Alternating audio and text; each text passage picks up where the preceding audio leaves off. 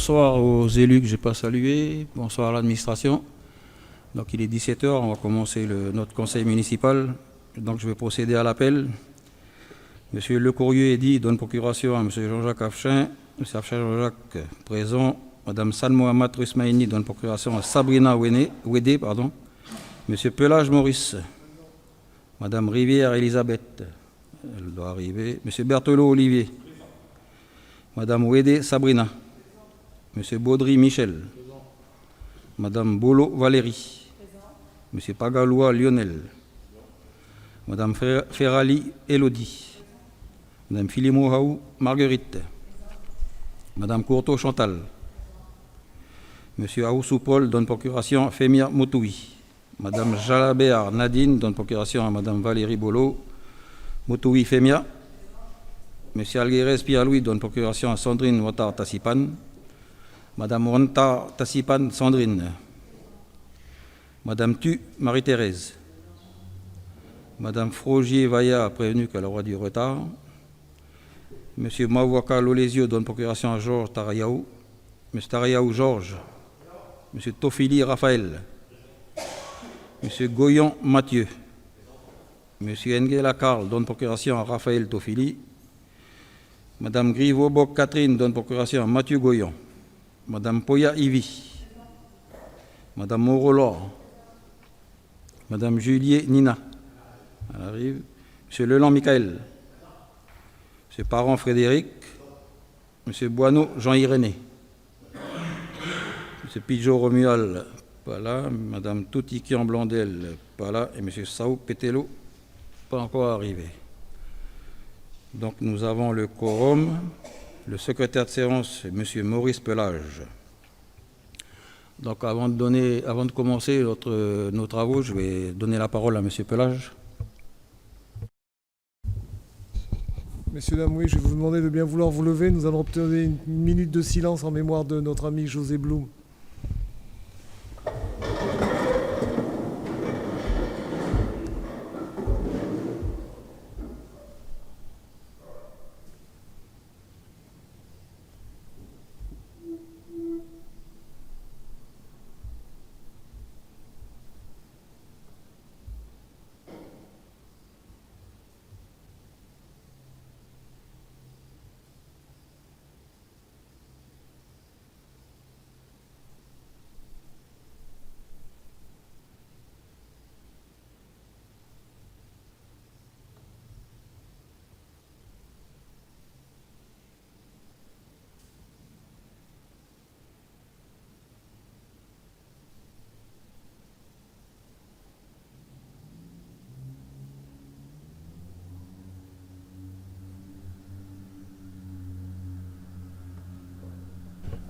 Merci beaucoup.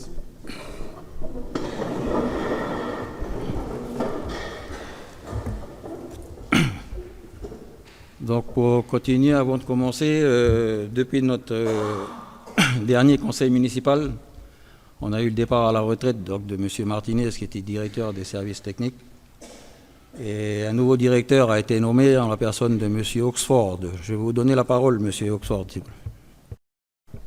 Merci Monsieur le Premier Adjoint, bonjour à toutes et à tous. Effectivement, je prends la succession de Thierry Martinez. C'est jamais très simple de passer après quelqu'un qui a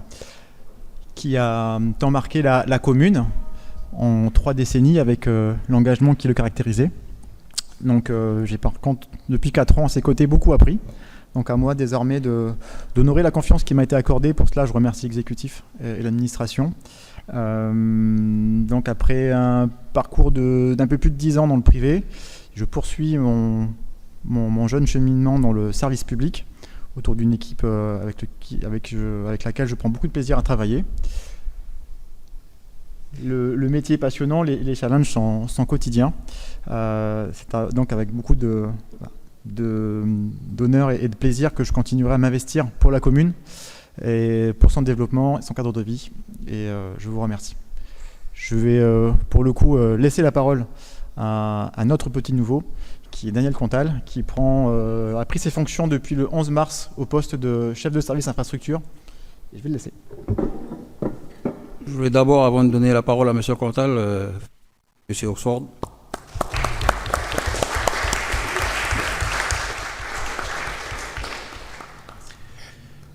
Je vous remercie et bonjour à tous. Donc, je me présente en quelques mots. Daniel Contal, j'ai 52 ans. Je suis marié, j'ai 2 enfants et avec mon épouse, nous sommes arrivés sur le territoire il y a 17 ans. Je suis géologue de formation et j'ai été recruté donc, à la mine de Goro pour travailler au service ingénierie sur des projets d'infrastructure. Avec mon épouse, on s'est installé très rapidement sur le Vallon d'Or pour installer notre famille. Et pendant 6 ans, donc, j'ai travaillé sur Goro et par la suite, j'ai souhaité me rapprocher donc, de Nouméa. J'ai intégré la CECAL pendant 6 ans. J'ai travaillé sur des équipements, des projets d'équipement et d'aménagement pour le service public. Et c'est à cette occasion que j'ai eu le privilège de découvrir l'intérêt intellectuel et humain de travailler pour l'intérêt de tous. À la suite, j'ai travaillé en bureau d'études en tant que géologue et géotechnicien dans un bureau d'études et j'ai eu la chance pendant 2 ans de beaucoup m'investir dans le cadre de mon travail sur la commune pour les projets qu'il y a eu liés au confortement et au sinistre que la commune a subi pendant 2 ans. Donc à cette occasion, j'ai eu l'occasion de découvrir une équipe donc, de la direction des services techniques sympathique, dynamique et très volontaire. Ce qui m'a donné envie, lorsque j'ai vu cette AVP, de postuler, de me dire que j'avais toutes mes chances et que pour travailler pour ma commune. Et je dirais que depuis 1 mois et demi que j'y suis, ça répond parfaitement à mes attentes et même au-delà. Donc je vous remercie encore de votre accueil et de la confiance que vous m'avez accordée. Merci. Merci.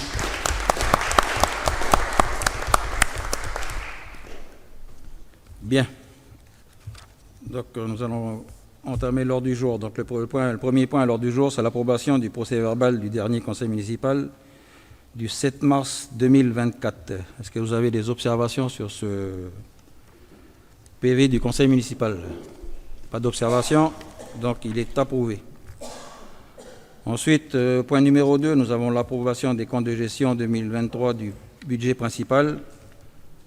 Et ensuite, les comptes administratifs. Donc, ce que je vous propose dans l'ordre, c'est d'examiner le compte administratif et on reviendra au vote dans l'ordre après le compte de gestion et compte administratif. Donc, on va vous présenter, monsieur le directeur des finances, le compte administratif, s'il vous plaît.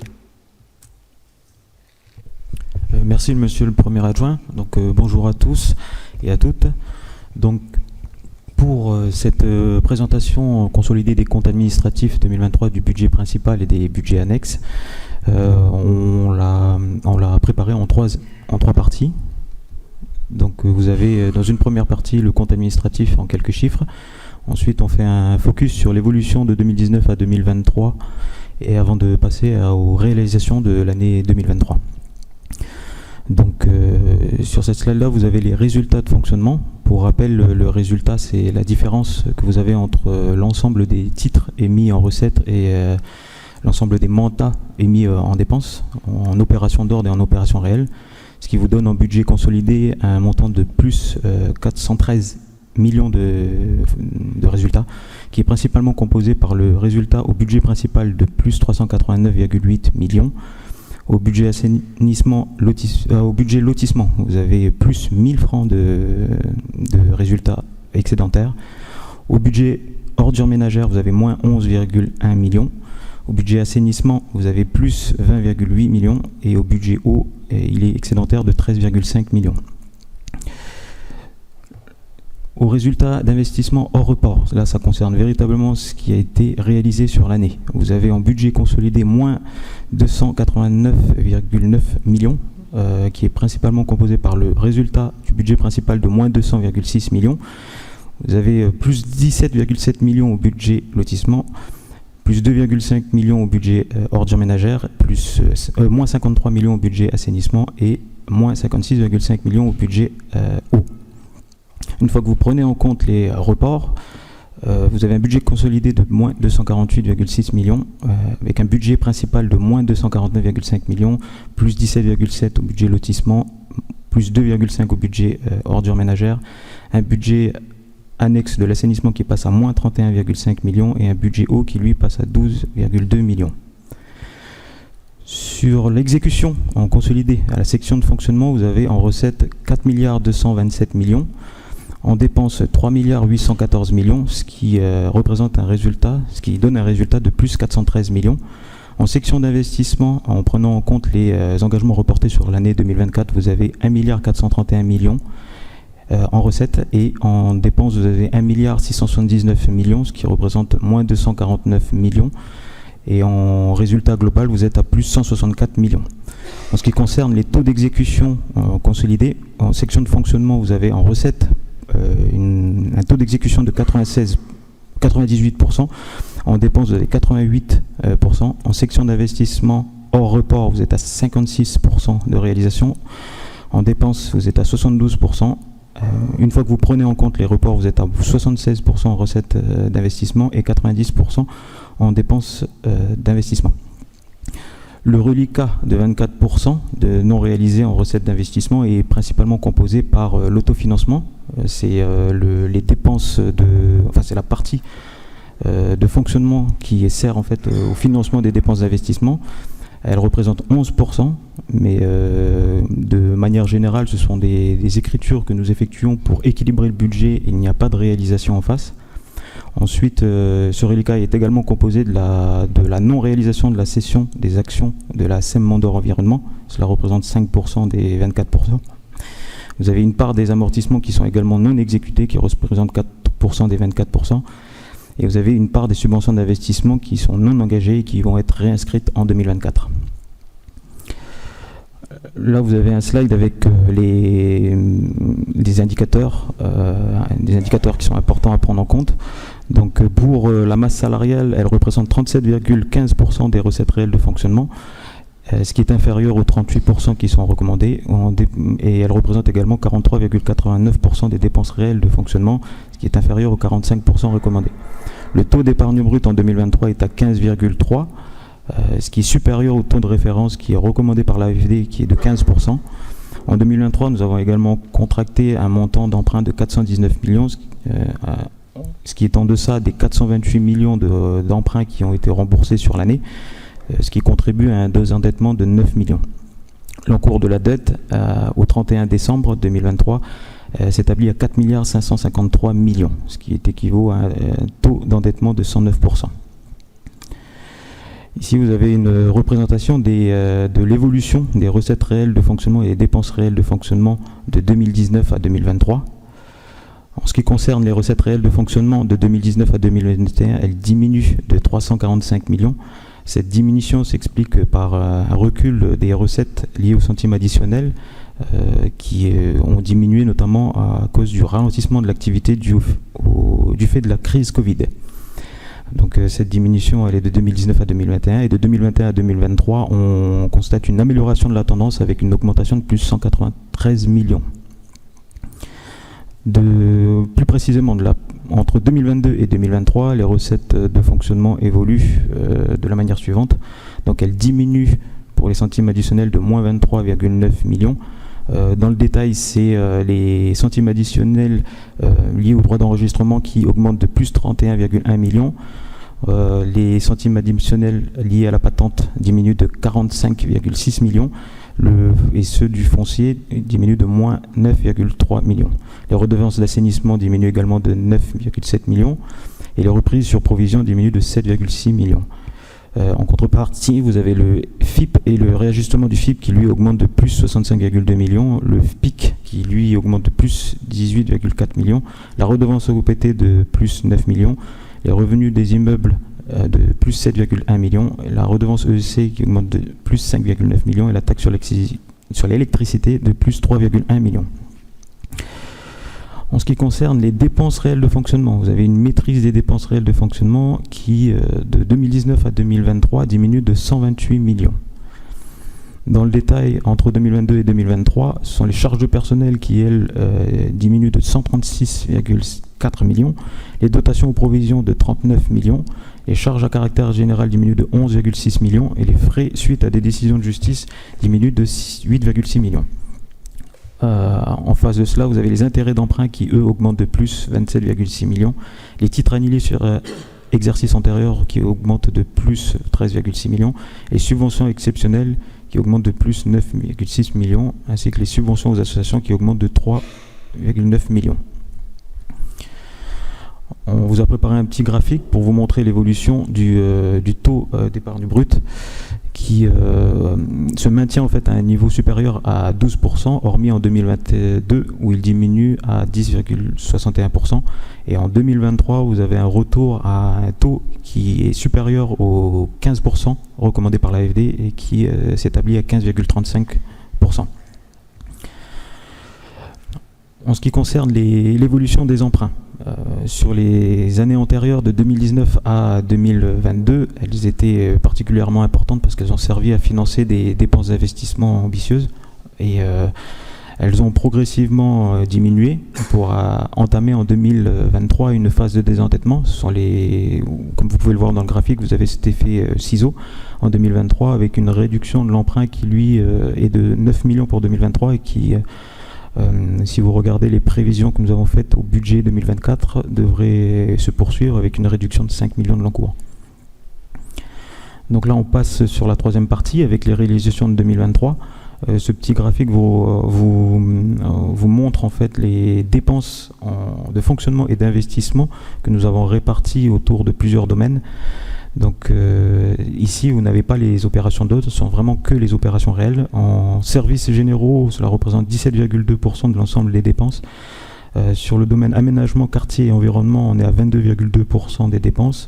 Culture, sport, jeunesse et intervention sociale à 12,1%. Sécurité et salubrité à 11,3%. Enseignement et formation 12,9%. Eau et assainissement 6,7%. Ordures ménagères 7,1%. Et remboursement des emprunts 10,3%. En ce qui concerne les services généraux, les dépenses de personnel représentent 462 millions, les subventions de fonctionnement 21 millions, les dépenses de fonctionnement 304 millions, les dépenses d'équipement 48 millions, tout ça pour un total de 838 millions de dépenses. Dans les services généraux, vous avez le service communication qui s'est chargé en 2023 de la promotion des grands événements comme la fête du sport et des associations, la fête du ukulélé, Halloween, la fête des animaux. Ils sont également chargés de la campagne de communication sur le broyage des végétaux à domicile. Ils ont participé à la mise à jour du site internet et de la page Facebook.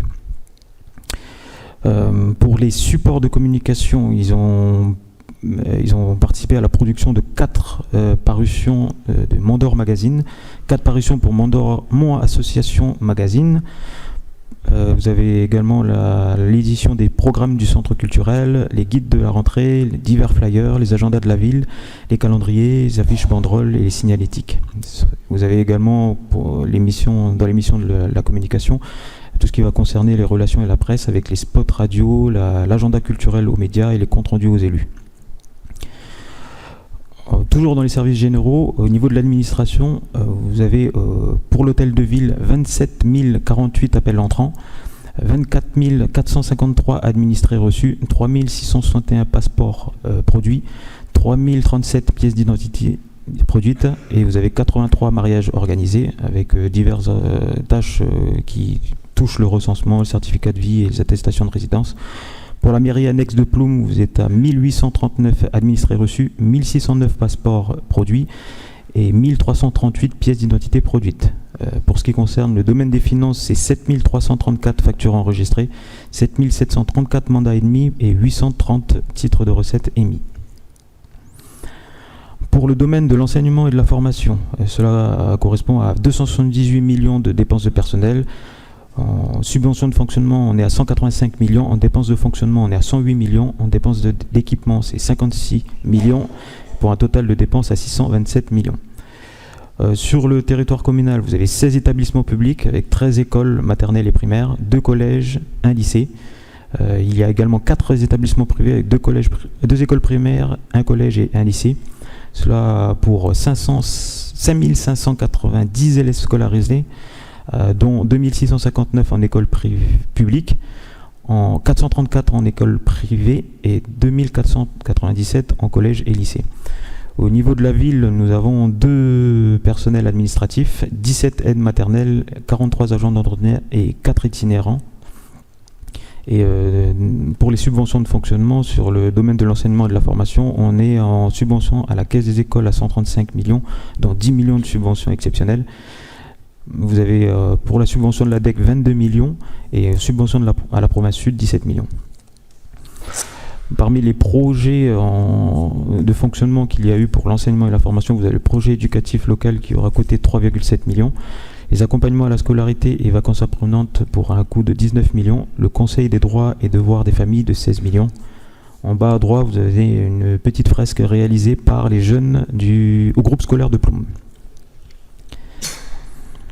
Toujours pour l'enseignement et la formation, en dépenses d'équipement, vous avez l'aménagement du vestiaire de la maternelle des Dauphins, qui est une opération terminée qui aura coûté en tout 10,5 millions. Vous avez également la réfection de la partie détériorée des maternelles et les coccinelles pour un coût de 13,3 millions. Pour la sécurité et la salubrité, cette mission représente 399 millions de dépenses de personnel, 5 millions de subventions de fonctionnement, 100 millions de dépenses de fonctionnement, 45 millions de dépenses d'équipement, tout ça pour un total de 550 millions de dépenses. Pour le centre d'incendie et secours, pour les effectifs, vous avez 17 sapeurs-pompiers professionnels, 40 sapeurs-pompiers volontaires et une secrétaire. Pour l'année 2023, c'est 1469 interventions, 721 secours d'urgence à la personne, 89 accidents de voirie, de voie publique, 143 incendies urbains, 168 départs de feux de forêt, 348 opérations diverses. Là, vous avez une photo du véhicule de secours victime, le VSAV, qui aura coûté plus de 25 millions. Pour la police municipale, c'est 35 agents qui sont répartis autour de 5 brigades, dont une brigade du CSU, Centre de supervision urbain, une brigade motocycliste, une brigade équestre et une unité cynotechnique. En 2023, c'est 324 contrôles routiers et 639 timbres-amendes. Pour la culture, sport, jeunesse et intervention, les dépenses de personnel représentent 177 millions. Vous avez 137 millions de subventions de fonctionnement. Les dépenses de fonctionnement représentent 192 millions. Vous avez 81 millions de dépenses d'équipement, tout ça pour un total de 587 millions de dépenses.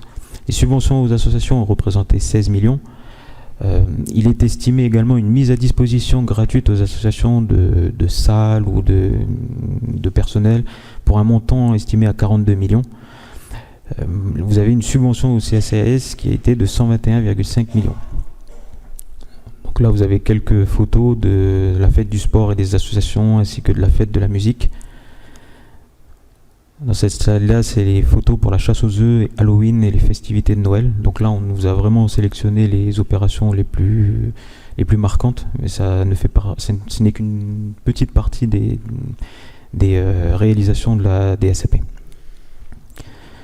Pour les dépenses d'équipement, vous avez la rénovation de l'Institut océanien d'haltérophilie qui aura coûté 19,7 millions, la réfection de la passerelle technique du CCMD pour un coût de 8,9 millions, et enfin vous avez le revêtement des terrains de tennis pour 16 millions. Pour l'aménagement, quartier et environnement, cela représente un montant pour les dépenses de personnel de 201 millions.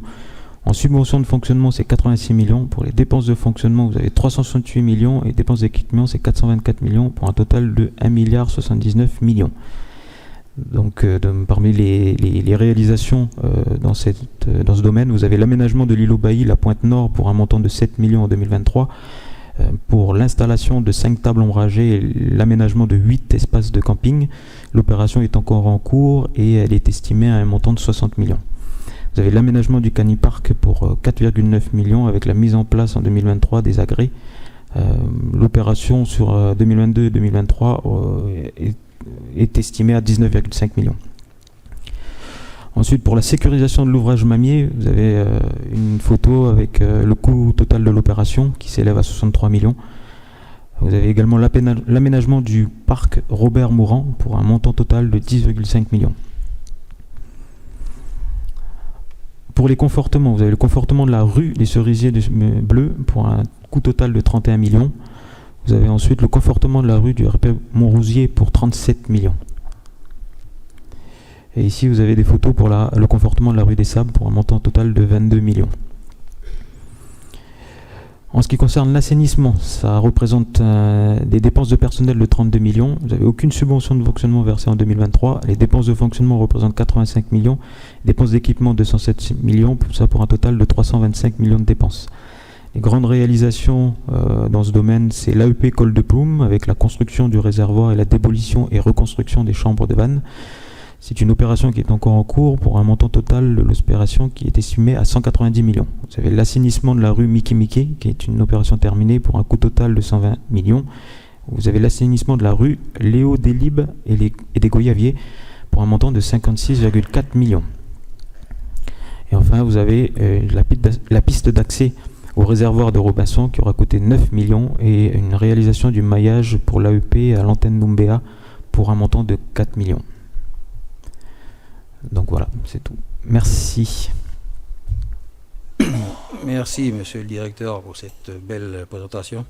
Avant de passer la parole à monsieur Goyon, je voudrais signaler l'arrivée donc de monsieur Sao, de madame Rivière, de madame Julier et de madame Frogier. J'ai oublié personne? Non. Donc, monsieur Goyon, pour les observations de la commission des finances, s'il vous plaît. Merci Monsieur le maire. Aucune observation lors de la commission. Les 5 projets de délibération reçoivent un avis favorable de la commission à la majorité des membres présents. Le groupe Génération Mondor et l'élu de la liste Tous pour notre Mondor s'abstiennent de donner leur avis. Ça, c'était pour le compte de gestion, mais pour le compte administratif, s'il te plaît.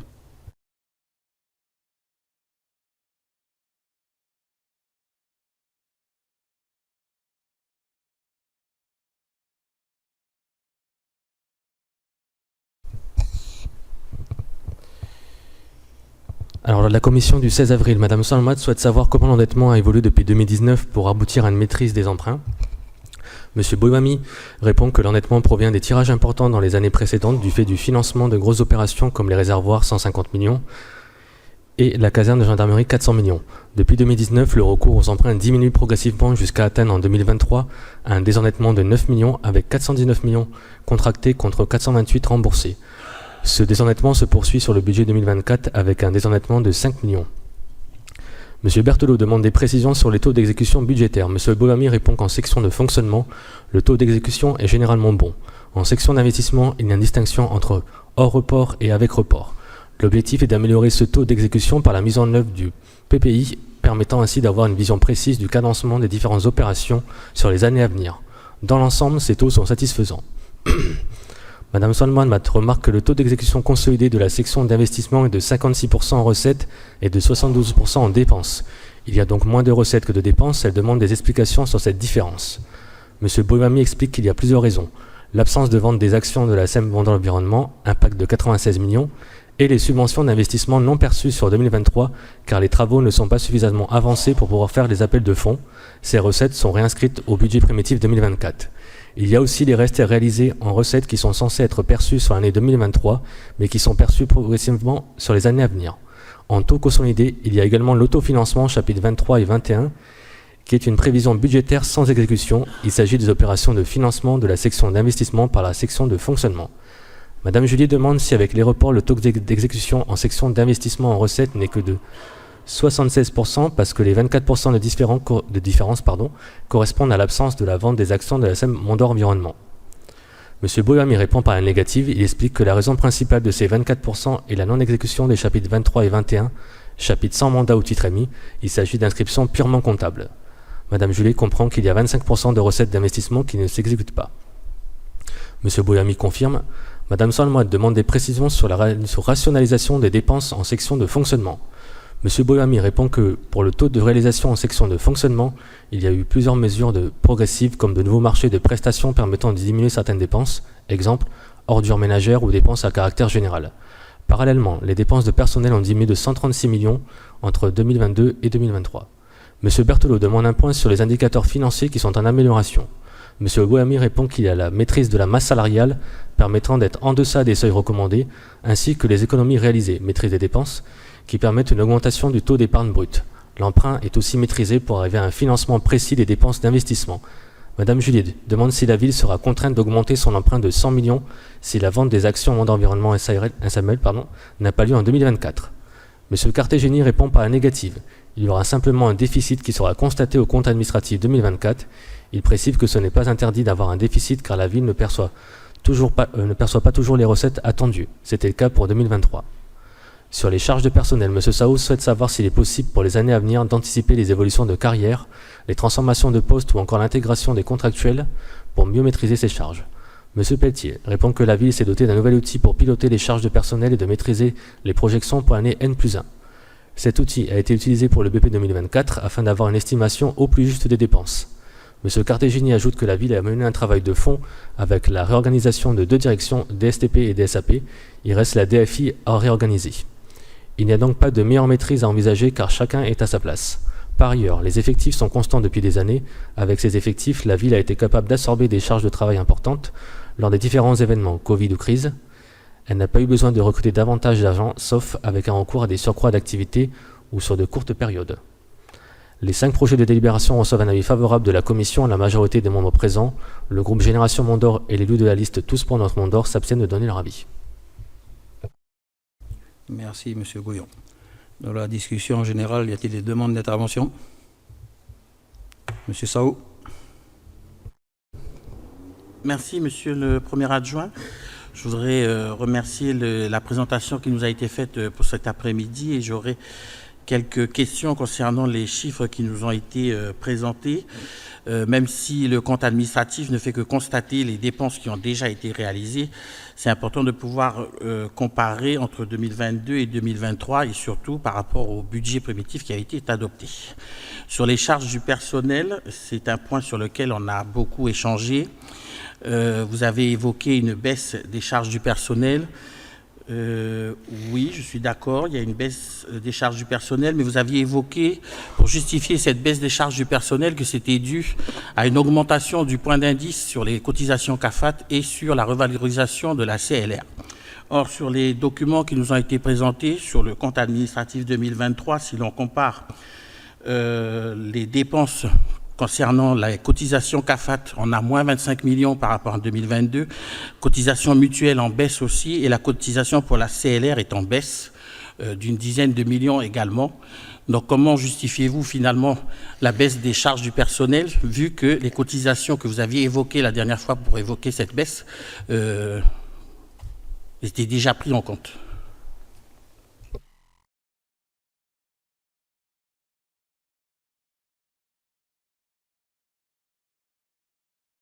L'augmentation l'année dernière avait été évoquée par une augmentation de la cotisation CLR et CAFAT. Les dépenses CLR, CAFAT du CA de cette année nous montrent qu'elles ont baissé. Donc, comment on fait la réduction finalement des dépenses du personnel si ce n'est pas à cause de la CLR ni à cause de la cotisation CAFAT? C'est pas ce qui vous a été répondu aux commissions, que c'était justement ces baisses-là qui avaient diminué les charges de personnel? Il me semble que c'est ce qu'on vous a dit, non?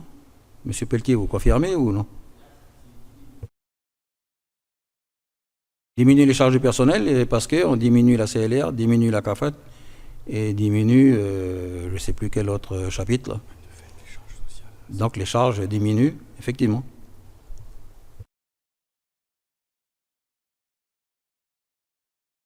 Madame Moreau. Merci, bonsoir. Alors, moi aussi, je voudrais rebondir sur les charges du personnel. Lors du dernier conseil municipal, on a échangé sur le tableau qui reprenait en annexe l'état du personnel au 1.1 de l'année N-1, j'imagine. Et on m'avait affirmé qu'il y avait 286 employés. Alors, j'ai beau retourner le tableau et faire les totaux et les lignes, c'est toujours pas là. Je n'ai toujours pas eu de réponse depuis le 7 mars. Donc, je reviens là-dessus. Et quant à la diminution des charges du personnel, en effet, oui, on passe à 462 millions. Il y a une diminution de 93 millions, mais il n'y a que 2 postes apparemment en moins. Donc, c'est vrai que ça paraît énorme. Quand bien même il y avait peut-être de trop de prévus par rapport à une certaine réorganisation de la DSAP, 2 postes en moins, 93 millions, voilà. Et puis les chiffres que j'ai toujours pas eu d'expliquer en fait. Donc merci.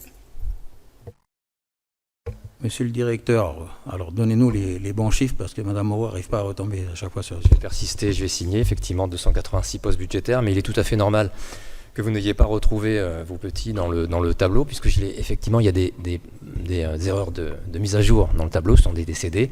A priori, les sommes qui ont été reportées ne sont pas les bonnes. Donc vous pourriez le retourner dans tous les sens que vous voulez, vous ne trouverez pas les bons chiffres. Donc je l'ai mis à jour, ça je suis en mesure de vous le communiquer avec l'accord de Monsieur le maire, bien évidemment, dès demain d'ailleurs, puisque ce tableau a été mis à jour. Par ailleurs, je voudrais vous dire que si on passe de 288 à 286 postes budgétaires. Donc on n'est pas sur 286 postes pourvus, ce n'est pas ce delta qui effectivement impacte la masse salariale, puisqu'on est en moyenne sur 265 postes budgétaires pourvus d'année en année. Voilà. Mais on a 286 postes budgétaires existants. Donc vous fournirez le tableau avec les bons chiffres à Madame Moreau, s'il vous plaît.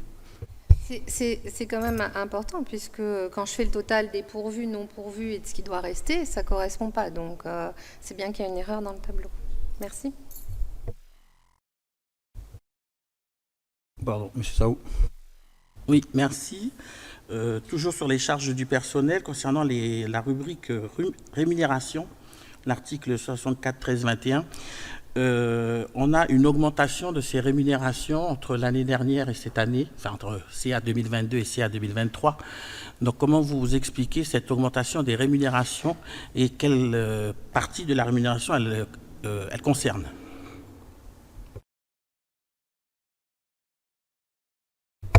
Monsieur Sao, vous dites qu'on a des augmentations entre 2022 et 2023 sur l'article 64-131, c'est ça? Entre 2022 et 2023.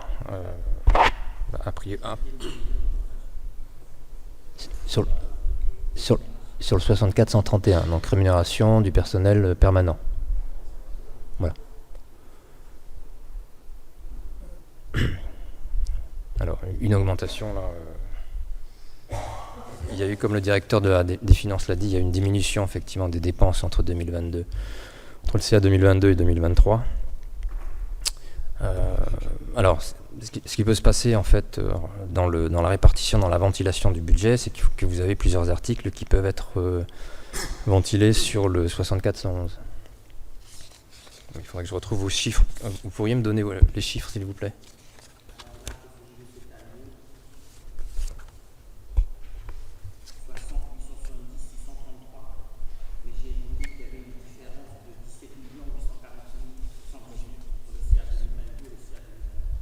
D'accord. Alors, vous dire là exactement tout de suite à quoi correspond et comment est ventilée cette somme, j'en serais bien incapable, bien évidemment, par poste budgétaire. Si c'est effectivement ce que vous le souhaitez, ça n'est pas possible sur le moment. La ventilation, comprendre en fait que l'article 64-131, c'est la rémunération des personnels permanents. Donc vous avez un budget qui est voté et qui permet de rémunérer donc les personnels qui sont sur poste budgétaire. Bien, monsieur le directeur, dès que vous avez l'explication, vous fournirez ça à monsieur Sao aussi, s'il vous plaît. Oui, merci. Noté. D'autres demandes d'explication? Oui, merci. C'est sur les autres charges de gestion courante pour simple information personnelle. Il s'agit bien des participations de la collectivité envers le CCAS et puis la Caisse des écoles. Est-ce que c'est inscrit dedans l'enveloppe, la subvention qu'on alloue à ces deux établissements?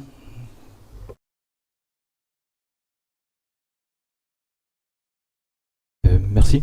Oui, c'est le chapitre 65. Et dedans, vous allez retrouver l'ensemble des dépenses que vous avez pour les subventions. Et vous avez également le chapitre 657 avec toutes les subventions qui sont versées aux satellites de la ville. Donc CCAS et Caisse des écoles en particulier.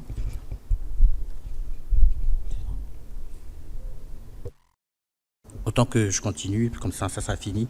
Maintenant, sur concernant le chapitre les recettes de la ville, on voit bien que les difficultés elles sont devant nous, notamment sur une baisse de la rentabilité de la patente, de la des centimes additionnels sur les licences et les centimes additionnels sur le foncier, la baisse aussi des revenus concernant l'électricité. Par contre, on a eu une dotation en réajustement par le FIP de 39 millions, si mes souvenirs sont exacts. Donc, comment on justifie que le FIP nous reverse un peu plus pour l'année dernière, et est-ce qu'on aura aussi ce réajustement du FIP en notre faveur?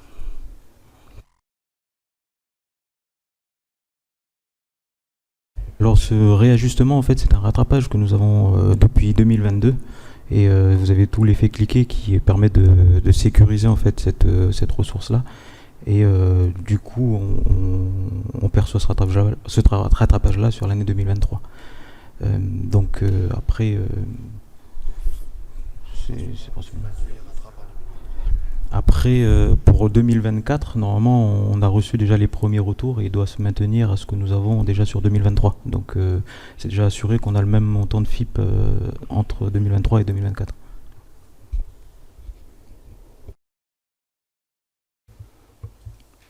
Ça y est, vous avez épuisé vos... Non, vous en avez encore? Allez-y. Oui, merci. C'est concernant la dépense en matière d'énergie, où on a une augmentation de nos charges en matière d'électricité. Est-ce qu'on n'a pas encore les effets bénéfiques de l'installation et du déploiement de la photovoltaïque qui nous permettrait de faire baisser la facture, même si, entre-temps, Enercal a augmenté la sienne de facturation? Parce qu'on a une augmentation de 10 millions sur notre facture d'électricité. Mais on aurait pu penser que grâce au déploiement du photovoltaïque, on aurait déjà des retours sur investissement du déploiement du photovoltaïque. Monsieur le directeur, vous voulez répondre? Mais je pense qu'en 2023, on n'avait pas encore déployé tout notre programme d'installation de panneaux photovoltaïques. Mais je pense que, je ne sais pas si les premiers chiffres de l'année 2024, vous les avez, monsieur le directeur, ou pas encore? Oui, merci, monsieur le premier adjoint. Effectivement, on a quelques premiers chiffres. Ils ne sont pas forcément très éloquents puisqu'ils concernent qu'une petite partie. On est encore en train de déployer les photovoltaïques. Mais sur certains bâtiments, comme les écoles notamment, on enregistre aujourd'hui une économie sur la facture d'énergie d'environ 50 à 60%. Voilà. Et ce, malgré la mise en place des climatiseurs. Mais on pourra faire un topo bien plus complet en fin d'exercice. Et on pourra vous en parler avant le prochain CA. Et enfin, le dernier, ça concerne les dépenses sur les contrats de prestations et services, où on a une augmentation de 20 millions entre 2022 et 2023. Comment nos prestataires justifient-ils cette augmentation de 20 millions sur des prestations de services?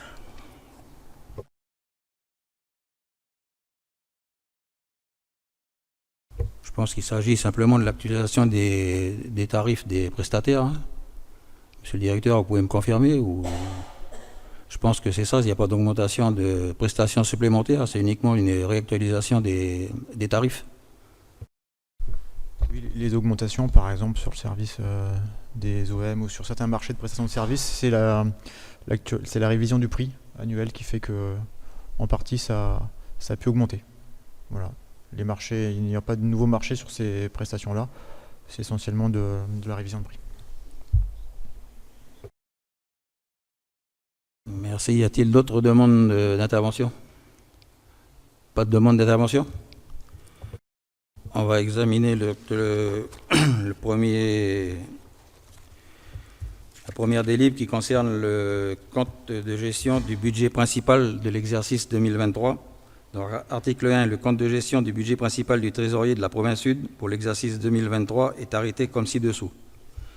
En fonctionnement, en recette 3 771 478. En dépenses 3 381 247 824. Résultat de fonctionnement de l'exercice 389 802 654 francs.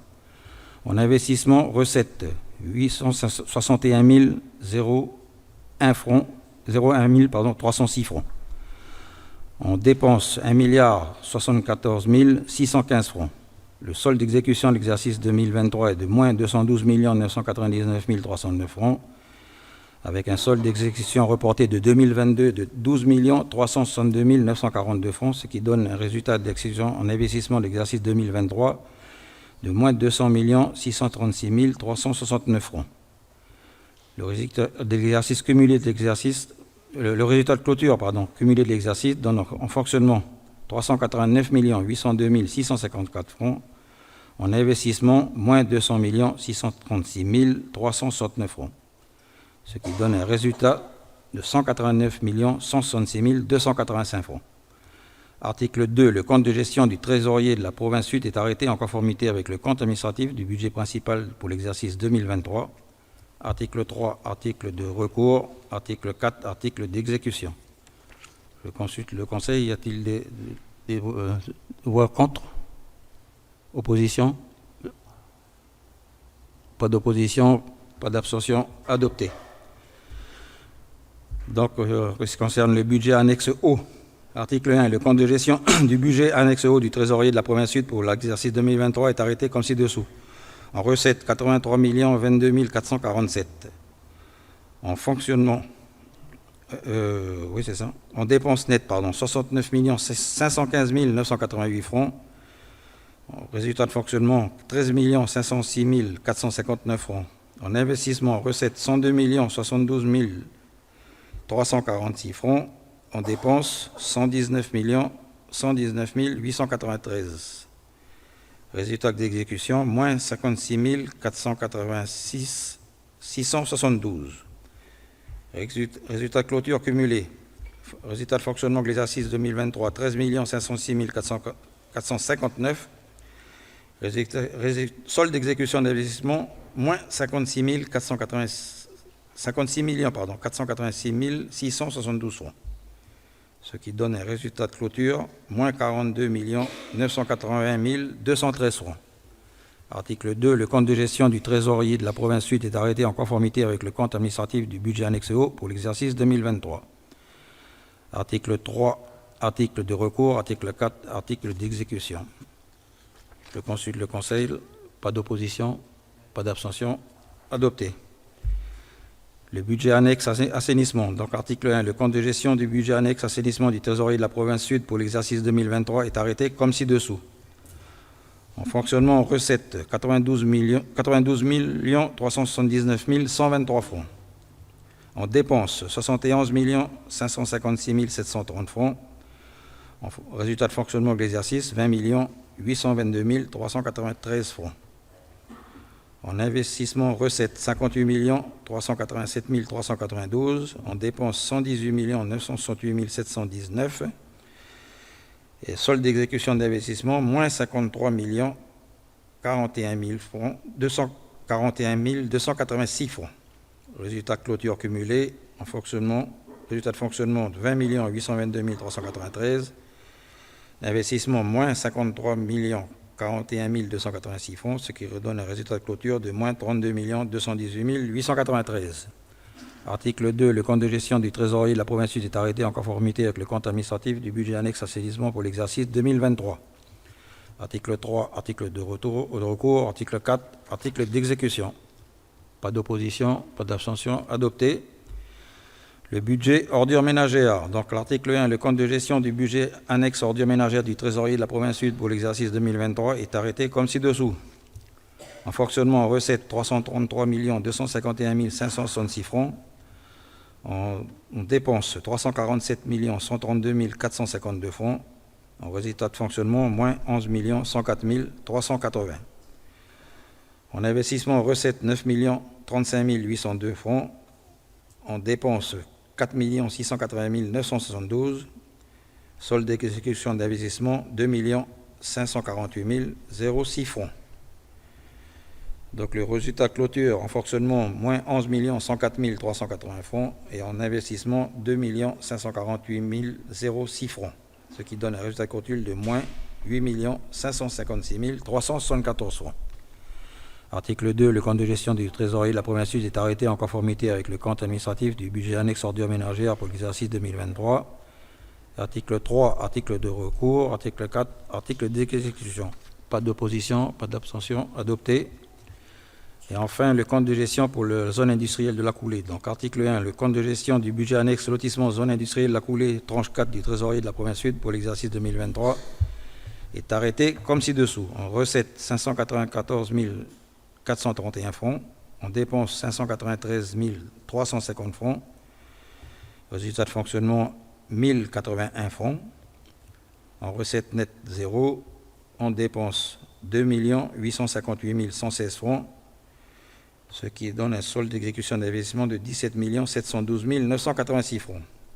Résultat de clôture, donc en fonctionnement, 1081. En investissement, 17 712 986, ce qui donne un résultat de clôture de 17 714 067. Article 2, le compte de gestion du trésorier de la province sud est arrêté en conformité avec le compte administratif du budget annexe lotissement zone industrielle de la Coulée tranche 4 pour l'exercice 2023. Article 3, article de recours, article 4, article d'exécution. Pas d'opposition, pas d'abstention, adopté. Des délibérations suivantes, c'est qui portent la désignation du président de séance. Alors, elle n'est peut-être pas nécessaire, celle-là, parce que c'est moi qui préside la séance, mais enfin, on va quand même la prendre. Si vous voyez pas qui peut le plus, peut le moins, donc il s'agit de me désigner, moi, en tant que président de séance. Vous ne voyez pas d'opposition? Oui? Pardon? C'est utile ou pas, étant donné qu'on a déjà voté, puis que vous avez présidé depuis le début? C'est la question que je me posais, mais ce que je me disais, ça ne coûtait rien de la faire voter, et puis auquel elle n'est pas nécessaire. Mais... Parce que sinon, on aurait dû la voter avant, et puis après faire le... Et non, parce que là, c'est pour le compte administratif. Là. Ah. C'est le président de séance pour le compte administratif. Mais comme je...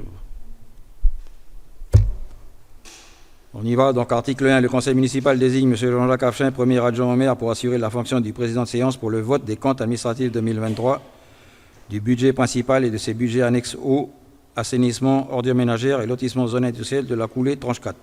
Article 2, article de recours, article 3, article d'exécution. Pas d'opposition, pas d'abstention, adopté. Donc avant de passer à l'examen des délibérations concernant le compte administratif, il y a quelqu'un qui veut prendre la parole? Oui, M. Saou. Oui, merci, Monsieur le Premier Adjoint. On a beaucoup parlé, discuté sur les charges du personnel. Je crois que c'est important qu'on arrive véritablement à une maîtrise des flux et surtout sur une maîtrise des charges qui nous sont proposées à chaque fois en conseil municipal. On a vu tout à l'heure, on a posé des questions, on ne sait pas pourquoi, on n'a pas la réponse, on aura plus tard. Bon, c'est pas grave.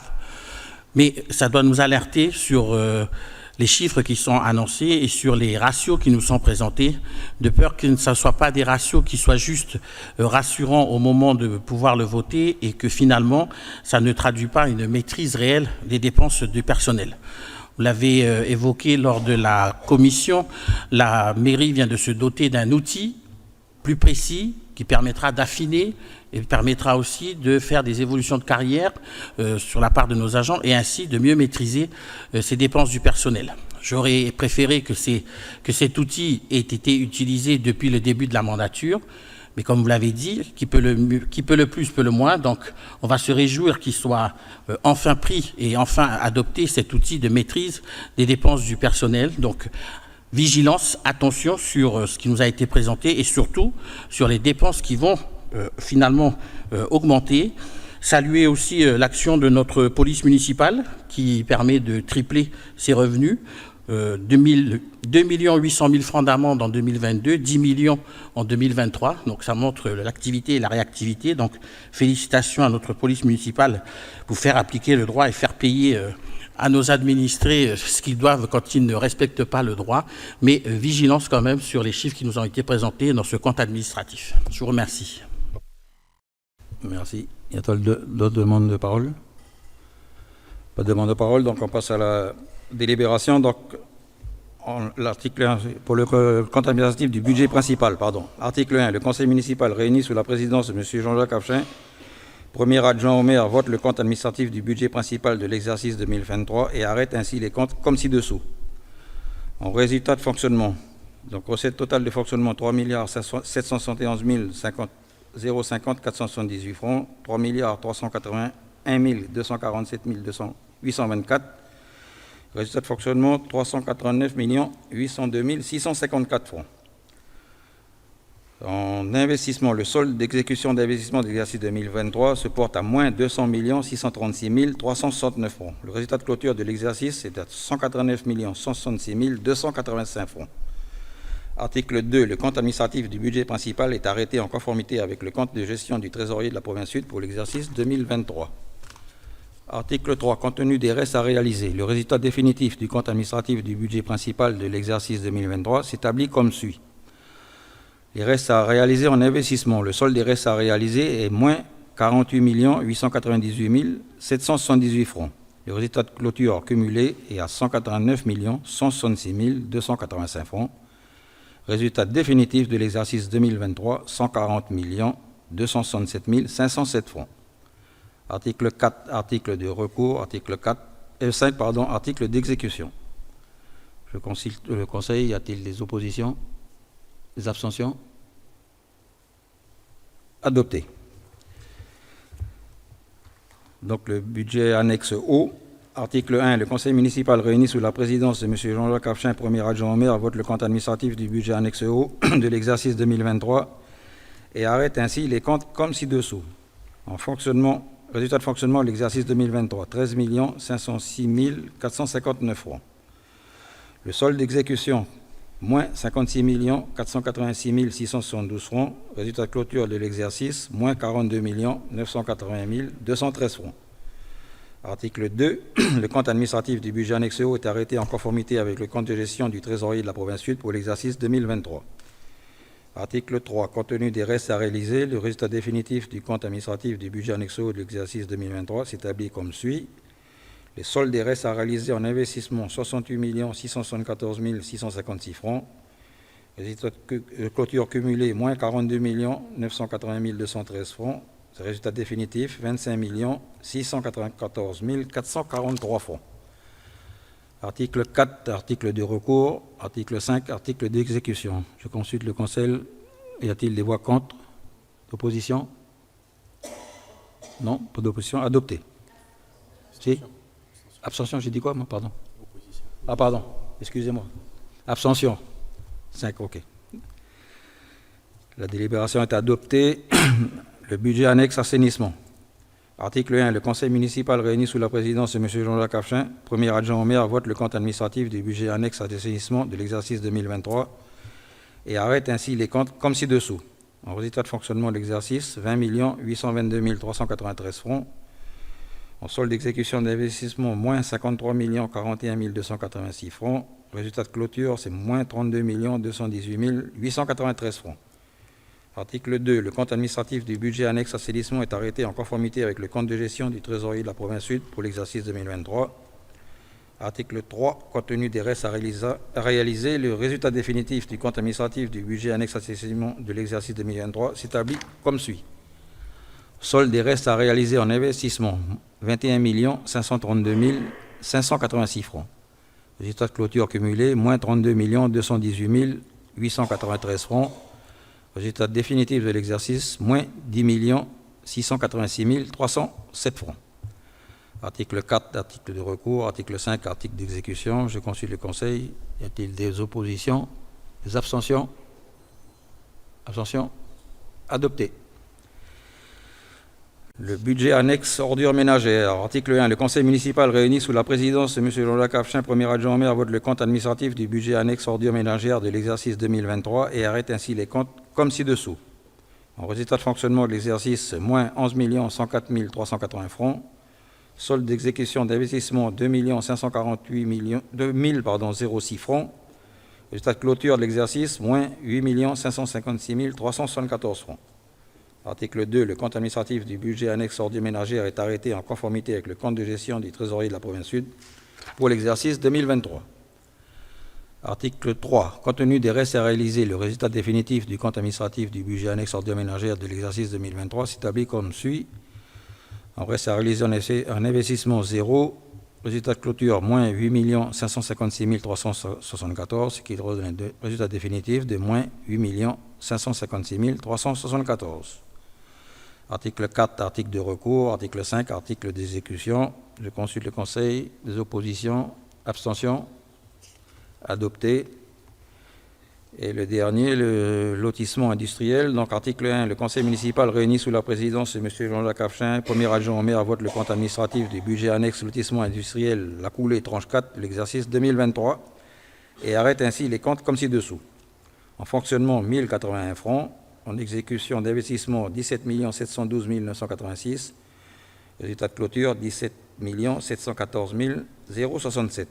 Article 2. Le compte administratif du budget annexe lotissement industriel, la coulée tranche 4 est arrêté en conformité avec le compte de gestion du trésorier de la province sud pour l'exercice 2023.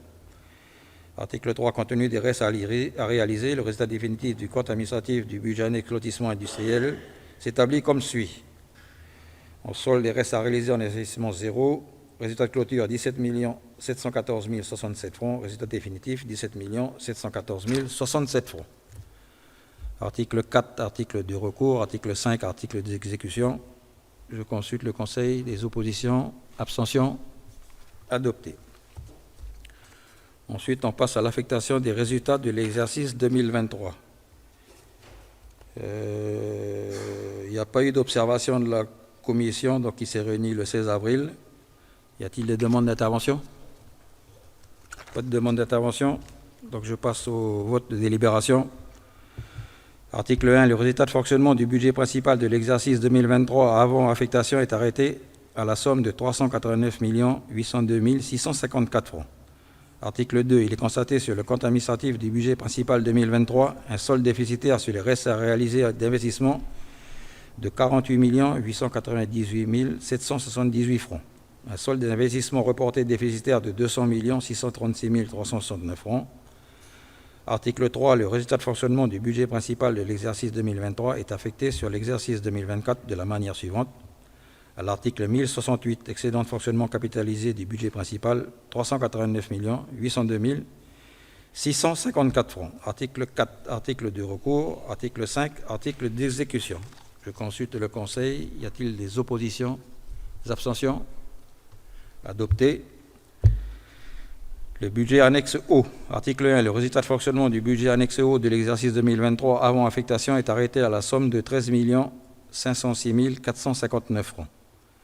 Article 2. Il est constaté sur le compte administratif du budget annexe O 2023 un solde excédentaire sur le reste à réaliser d'investissement de 68 674 656 francs. Un solde d'investissement reporté déficitaire de 56 486 672 francs. Article 3. Le résultat de fonctionnement du budget annexe O de l'exercice 2023 est affecté sur l'exercice 2024 de la manière suivante.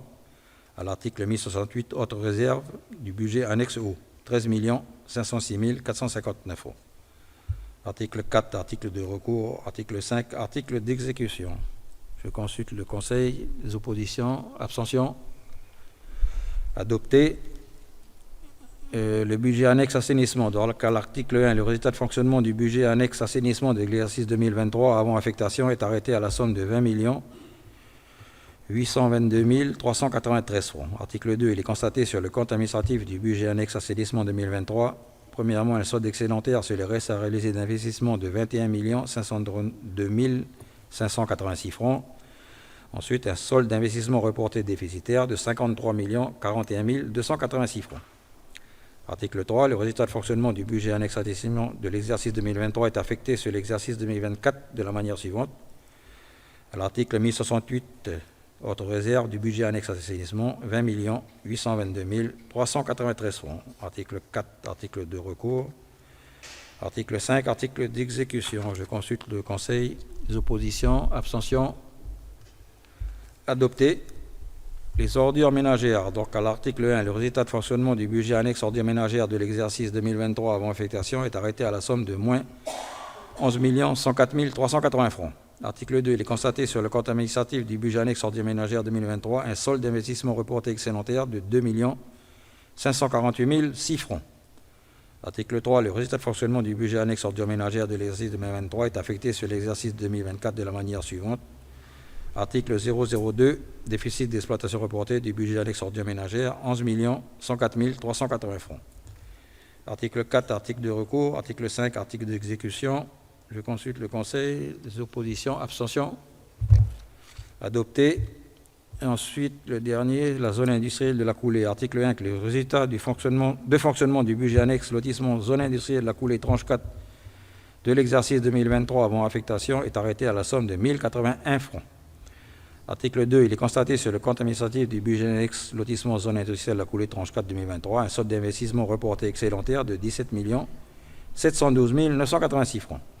Article 3, le résultat de fonctionnement du budget annexe lotissement zone industrielle de la coulée tranche 4 de l'exercice 2023 est affecté sur l'exercice 2024 de la manière suivante. Article 002, excédent d'exploitation reporté du budget annexe zone industrielle de la coulée tranche 4, 1081 francs. Article 4, article de recours. Article 5, article d'exécution. Je consulte le Conseil. Des oppositions, abstentions. Adopté. Merci. Ouais. Donc après le point 6, donc c'est l'habilitation du maire à verser des subventions en faveur d'associations ou d'organismes dans le secteur des domaines du sport pour l'exercice 2024.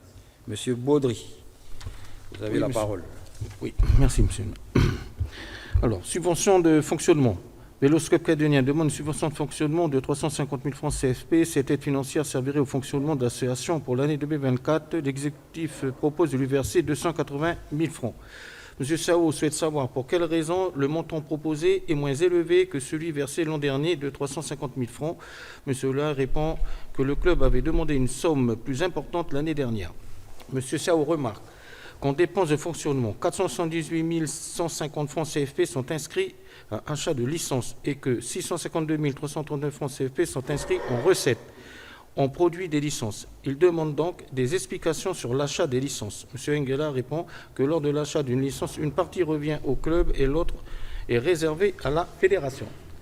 Avis favorable de la commission pour 280 000 francs. Mandor Chelva demande une subvention de fonctionnement de 200 000 francs CFP. Cette aide financière servirait au fonctionnement de l'association pour l'année 2024. L'exécutif propose de lui verser 200 000 francs CFP. M. Engela demande le nombre de licenciés. M. Hélin répond qu'il y en a 70. M. Sao demande où est domicilié le club, car il lui semblait qu'il était sur Nouméa. M. Begalois répond qu'il est domicilié au Mont d'Or, mais qu'il s'entraîne à Nouméa. Avis favorable de la commission pour 200 000 francs. Archerie Club du Mont d'Or demande une subvention de fonctionnement de 270 000 francs CFP. Cette aide financière servirait au fonctionnement de l'association pour l'année 2024. L'exécutif propose de lui verser 162 000 francs. M. Engela demande le nombre de licenciés. M. Luya répond qu'il y en a 22. M. Sao remarque que le club n'est pas dans le besoin. Avis favorable de la commission pour 162 000 francs CFP. Association Agro-Yoga, NC demande une subvention de fonctionnement de 100 000 francs CFP. Cette aide financière servirait au fonctionnement de l'association pour l'année 2024. L'exécutif propose de lui verser 60 000 francs CFP. M. Engela demande le nombre de licenciés. M. Hollin répond qu'il y en a 63. M. Sao remarque que l'association n'est pas dans le besoin. Avis favorable de la commission pour 60 000 francs CFP.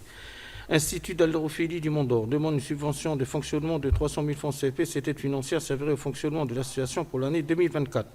L'exécutif propose de lui verser 280 000 francs CFP. Afin de rester dans l'enveloppe budgétaire des subventions exceptionnelles, il est proposé de réduire le montant de la subvention exceptionnelle et d'augmenter la subvention de fonctionnement de 300 000 francs CFP. Avis favorable de la commission pour 300 000 francs. Union des traders de Nouet-Kaoui demande une subvention de fonctionnement de 300 000 francs. Cette aide financière ferait au fonctionnement de l'association pour l'année 2024. L'exécutif propose de lui verser 300 000 francs. M. Engela demande pour quelle raison aucune subvention n'a été versée l'an dernier. M. Lia répond que l'association avait reçu une subvention exceptionnelle. Il précise que cette association n'entre pas dans le tableau des critères, mais elle organise des événements particuliers et entretient les pistes régulièrement et bénévolement. Avis favorable de la commission pour 300 000 francs. AS Trimondor demande une subvention de fonctionnement de 200 000 francs CFP. Cette aide financière servirait au fonctionnement de l'association pour l'année 2024. L'exécutif propose de lui verser 160 000 francs CFP. Avis favorable de la commission pour 160 000 francs. Association New Generation Art West String demande une subvention de fonctionnement de 100 000 francs. Cette aide financière servirait au fonctionnement de l'association pour l'année 2024. L'exécutif propose de lui verser 80 000 francs. Avis favorable de la commission pour 80 000 francs. Mandor Basket Club demande une subvention de fonctionnement de 600 000 francs. Cette aide financière servirait au fonctionnement de l'association pour l'année 2024. L'exécutif propose de lui verser 400 000 francs. M. Sao souhaite savoir pour quelle raison le montant proposé est inférieur à celui demandé, moins 200 000 francs CFP, d'autant plus que le club a une section handisport. M. Olia répond que c'est lié aux critères de calcul. Il rappelle que c'est une proposition et que la commission est libre de donner plus ou moins. M. Bagalois ajoute que le club demande tous les ans une somme équivalente et l'année dernière, la ville lui a versé 400 000 francs. M. Sao demande si la commission veut donner davantage. M. Nguela répond que le club a eu la même somme l'année dernière et il s'en est bien sorti. En cas de nécessité, le club pourra faire une demande de subvention exceptionnelle pour un événement projet particulier. M. Olia précise que le club a aussi fait une demande de subvention exceptionnelle. Avis favorable de la commission pour 400 000 francs. Rugby Club du Mont-d'Or demande une subvention de fonctionnement de 320 000 francs CFP. Cette aide financière servirait au fonctionnement de l'association pour l'année 2024. L'exécutif propose de lui verser 300 000 francs. Avis favorable de la commission pour 300 000 francs. Sakura Dojo demande une subvention de fonctionnement de 150 000 francs. Cette aide financière sur le fonctionnement de l'association pour l'année 2024. L'exécutif propose de lui verser 90 000 francs. M. Nguela remarque que l'association n'a pas obtenu de subvention l'an dernier. M. Ola répond qu'elle a perçu une subvention exceptionnelle. Avis favorable de la commission pour 90 000 francs CFP. Mandor Gym demande une subvention de fonctionnement de 500 000 francs. Cette aide financière c'est vrai au fonctionnement de l'association pour l'année 2024. L'exécutif propose de lui verser 400 000 francs. Avis favorable de la commission pour 400 000 francs. Club hippique La Cravache demande une subvention de fonctionnement de 4 millions CFP. Cette aide financière servirait au fonctionnement de l'association pour l'année 2024. L'exécutif propose de lui verser 1 782 330 francs CFP. M. Sao se souvient que la ville lui avait versé une subvention pour l'achat de poneys. M. Blanquet répond qu'effectivement, le club avait reçu en 2021 une subvention exceptionnelle de 600 000 francs CFP pour l'achat de 3 poneys. M. Bagalois indique qu'il a participé à l'Assemblée générale du club la veille, en compagnie de l'administration, et que le club est déficitaire de 2 500 000 francs CFP. Aussi, il propose de lui verser 2 millions de francs exceptionnellement pour cette année. M. Nguela souhaite connaître là où les causes de ce déficit. M. Riviccio répond qu'en regardant l'historique des recettes, la crise Covid en est la principale cause. Le club a dû continuer à faire face à des dépenses incompressibles, exemple nourriture des animaux sans recette. Il précise que le club essaie de rebondir puisqu'il cherche à réduire ses dépenses et un business plan est en cours d'élaboration. Par ailleurs, des perspectives d'évaluation sont en cours comme développer des prestations pour le public handicapé ou en souffrance, exemple dépression, burn-out, etc. De plus, il a reçu une subvention de la province sud pour développer l'équithérapie. Le club a ainsi des perspectives et c'est donc le bon moment pour la ville en tant que partenaire de l'aider davantage exceptionnellement. M. Bagalois ajoute que le club a perdu des licenciés, 72 en 2020 contre 30 en 2023. M. Nguela demande si le club est partenaire du Click and Move. M. Ribizio répond par l'affirmative. M. Bagalois ajoute qu'il est aussi partenaire de Passeport CAFAT. M. Sao demande combien la ville a versé de subventions au club depuis 2021. M. Bagalois répond que la ville a versé 1 million de francs CFP chaque année en fonctionnement. Il n'a pas reçu qu'une subvention exceptionnelle de 600 000 francs CFP en 2021 pour les poneys. M. Sao indique que même avec des perspectives, il s'interroge sur la pertinence de maintenir leur activité, d'autant que le club est dans la même partie sud de la commune. M. Bagalois répond que c'est pertinent justement de par sa localisation. M. Sao s'inquiète que la ville pérennise cette subvention de 2 millions de francs CFP. M. Nguela répond que les services de la ville relayeront l'information auprès du club sur le caractère exceptionnel du montant de la subvention. Avis favorable de la commission pour 2 millions de francs CFP. Subvention exceptionnelle. Union des trailers de Nouvelle-Calédonie demande une subvention exceptionnelle de 400 000 francs pour l'organisation du Festival du Trail de Nouvelle-Calédonie les 18 et 19 mai 2024. L'exécutif propose de rendre un avis défavorable puisque l'association recevra déjà une subvention de fonctionnement. Avis favorable de la commission.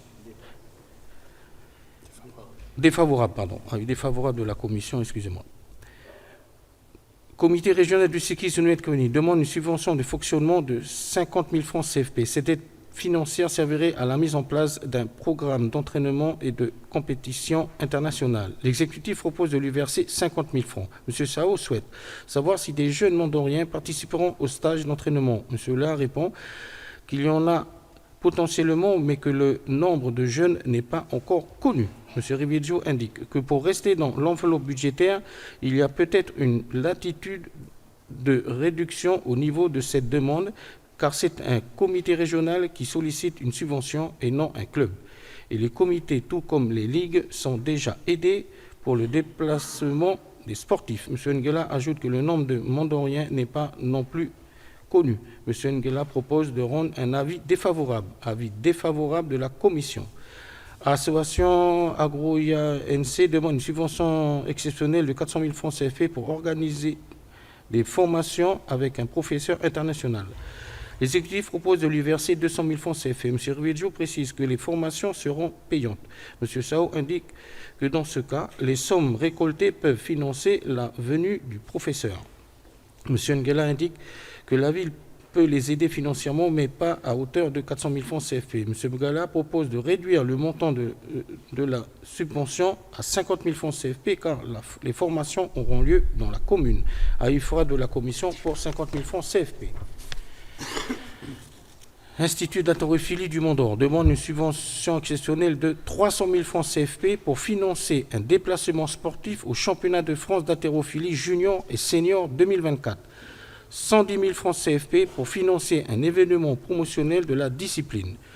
Pour le déplacement, compte tenu des critères, l'exécutif propose de lui verser 120 000 francs CFP. M. Olia précise qu'en appliquant la règle de 200 000 francs CFP par athlète, le montant, c'est 20 000 francs, ça fait un peu beaucoup, 20 000 francs CFP par athlète, le montant s'élèverait à 80 000 francs CFP. Avis favorable de la commission pour 80 000 francs CFP. Pour l'événement, compte tenu des critères, l'exécutif propose de lui verser 110 000 francs CFP. M. Sao demande pour quelles raisons la ville apporterait son aide pour l'organisation d'une journée porte ouverte. M. Riviggio répond que c'est en termes de rayonnement. M. Sao indique que l'Institut peut profiter de la fête du sport pour se faire connaître, d'autant plus que la journée porte ouverte aura lieu en juillet. M. Nguela rejoint l'avis de M. Sao. M. Levanquet propose que l'Institut décale sa journée porte ouverte pour ne pas qu'elle se tienne le même mois que la fête du sport. Les commissionnaires sont favorables à cette proposition. M. Nguela propose d'aider l'association, mais pas à hauteur de la somme demandée. M. Riviggio rappelle que l'Institut bénéficiera d'une subvention de fonctionnement. Il propose de revoir le montant de cette subvention à la hausse pour pouvoir réduire celui de la subvention exceptionnelle et ainsi rester dans l'enveloppe budgétaire. Les commissaires sont favorables à cette proposition. M. Sao ajoute qu'il est davantage favorable de réduire la subvention pour la journée portes ouvertes. M. Nguela propose de lui verser 50 000 francs CFP. Avis favorable de la commission pour 50 000 francs CFP. Mont-d'Or Basket Club demande une subvention exceptionnelle de 800 000 francs CFP pour financer le déplacement des jeunes U9 et U15 en province Nord. Compte tenu des critères, l'exécutif propose de lui verser 120 000 francs CFP. M. Nguela souhaite connaître le nombre de jeunes concernés. M. Olia répond qu'ils sont 39. M. Sao considère que la somme de 120 000 francs CFP est peu. Il souhaite que le montant soit revu à la hausse. Les commissaires décident d'examiner les autres demandes de subvention et d'étudier celles-ci en dernier. Après étude des autres demandes et compte tenu du reliquat de budget, il est proposé de lui verser 150 000 francs CFP. Avis favorable de la commission pour 150 000 francs CFP. Rugby Club du Mont-d'Or demande une subvention exceptionnelle de 480 000 francs CFP pour financer divers déplacements. La Foire, juillet, août, Coné. Compte tenu des critères, l'exécutif propose de lui verser 240 000 francs CFP, soit 120 000 francs CFP de déplacement. M. Nguela souhaite savoir combien de jeunes sont concernés. M. Loya répond qu'ils sont une cinquantaine. M. Riviggio précise que l'an dernier, le club a perçu 220 000 francs CFP de subvention pour le même événement. Au regard du montant proposé, suivant les critères, il y a 20 000 francs CFP supplémentaires. M. Sao demande pour quelle raison l'association a perçu 220 000 francs CFP l'an dernier pour le même événement et avec les mêmes critères d'attribution. Il indique être favorable à lui verser 240 000 francs CFP. M. Nguela propose de verser le même montant que l'an dernier, soit 220 000 francs CFP pour rester cohérent. Avis favorable de la commission pour 220 000 francs CFP. L'élu de la liste, tous pour notre Mondor, est contre le montant proposé. Association New Generation Arts Wrestling demande une subvention exceptionnelle de 400 000 francs CFP pour financer la participation de l'association au championnat de Tahiti. L'exécutif propose de lui verser 200 000 francs CFP. M. Sao demande combien de Mondoriens sont concernés. M. La répond qu'ils sont 10. M. Nguela demande s'il existe une ligue calédonienne. M. Loya répond par l'affirmatif et précise que l'association est affiliée à la Fédération de Tahiti. M. Nguela Pagaloa ajoute une grâce que cette affiliation, un club de Tahiti participera à la fête du sport. M. Sao a un avis mitigé compte tenu que la compétition se tient à Tahiti. Avis favorable de la commission pour 200 000 francs CFP. L'élu de la liste Tous pour notre Mondor s'abstient de donner son avis. Club athlétisme Jules Garnier demande une subvention exceptionnelle de 100 000 francs CFP pour participer au championnat d'Océanie d'athlétisme en juin 2024. L'exécutif propose de lui verser 100 000 francs CFP. M. Sao demande où auront lieu les championnats. M. Hollin répond qu'ils se tiendront à Fidji. Avis favorable de la commission pour 100 000 francs CFP. Mondor Gym demande une subvention exceptionnelle de 80 000 francs CFP pour financer l'organisation d'une compétition. L'exécutif propose de lui verser 80 000 francs CFP. M. Nguela remarque que l'association n'a pas demandé de subvention l'an dernier. Il souhaite savoir si c'est parce qu'il n'y a pas eu de compétition. M. Nguela répond que l'association organise tous les ans une compétition, mais que c'est la première fois qu'elle demande une subvention pour l'organisation de cet événement. M. Nguela demande alors pour quelle raison l'association demande un financement cette année. M. Loya répond ne pas détenir cette information. M. Rivedio précise qu'au niveau de la commune, il y a une subvention de l'ANS pour remplacer le praticable. Il rappelle également que la ville aide l'association au travers de la subvention de fonctionnement. Les commissaires ont donc une latitude pour réduire le montant de la subvention exceptionnelle afin de rester dans l'enveloppe budgétaire. Les commissaires sont favorables pour cette proposition. M. Pagaloa propose alors de lui verser 50 000 francs CFP, avis favorable de la commission pour 50 000 francs CFP. Mondor Shelva'a demande une subvention exceptionnelle de 300 000 francs CFP pour participer au championnat du monde de vitesse à Hawaï. L'exécutif propose de lui verser 120 000 francs CFP. M. Pagaloa propose de réduire le montant de la subvention à 100 000 francs CFP. Ils ont des sponsors et perçoivent des subventions par ailleurs. Ainsi, le reliquat de budget peut être attribué au Mondor Basket Club compte tenu du projet présenté. Avis favorable de la commission pour 100 000 francs CFP. Voilà, monsieur. Merci, monsieur Baudry, pour cette longue lecture. Vous pouvez boire un coup là. Y a-t-il des demandes d'intervention sur ces différentes demandes de subvention? Pas de demande d'intervention? Je vous lis la délibération. Donc, à l'article 1, le maire est habilité à verser les subventions aux associations, organismes détaillés ci-dessous. Vélos Club Calédonien, 280 000 francs. Mondor Shelva, 200 000 francs. Archerie Club du Mondor, 162 000 francs. Association Agro-Yoga NC, 60 000 francs. Institut d'haltérophilie du Mondor, 300 000 francs. Union des trailers de Nouvelle-Calédonie, 300 000 francs. ASTRI Mondor, 160 000 francs. Association New Generation Arm Wrestling, 80 000 francs. Mondor Basket Club, 400 000 francs. Rugby Club du Mondor, 300 000 francs. Sakura Dojo, 90 000 francs. Mondor Gym, 400 000. Club hippique La Cravache, 2 millions. Association Agro-Yoga NC, 50 000 francs. Institut d'haltérophilie du Mondor, 130 000 francs. Mondor Basket Club, 150 000 francs. Rugby Club du Mondor, 220 000 francs. Association New Generation Arm Wrestling, 200 000 francs. Club athlétique Jules Garnier, 100 000 francs. Mondor Gym, 50 000 francs. Et Mondor Shelva, 100 000 francs. Tout ça pour un total de 5 732 000 francs. Article 2. Le versement de ces subventions est imputable au chapitre 65 autres charges de gestion courante et 67 charges exceptionnelles du budget 2024 de la ville du Mont-d'Or. Article 3. Les associations attributaires devront fournir à la ville du Mont-d'Or avant le 22 mars 2025 un rapport moral et financier relatif à l'utilisation de ces subventions. À défaut de justificatif, un titre de recette sera émis à l'encontre de l'association défaillante pour restitution des sommes indûment perçues. Article 4, article du recours. Article 5, article d'exécution. Je consulte le Conseil. Y a-t-il de l'opposition? Des abstentions? Adopté à l'unanimité. Merci. Donc la délibération suivante, c'est l'habilitation du maire à verser des subventions en faveur d'associations ou d'organismes dans le domaine de la culture pour l'exercice 2024. Madame Ferrali, vous avez la parole. Merci, Monsieur le maire.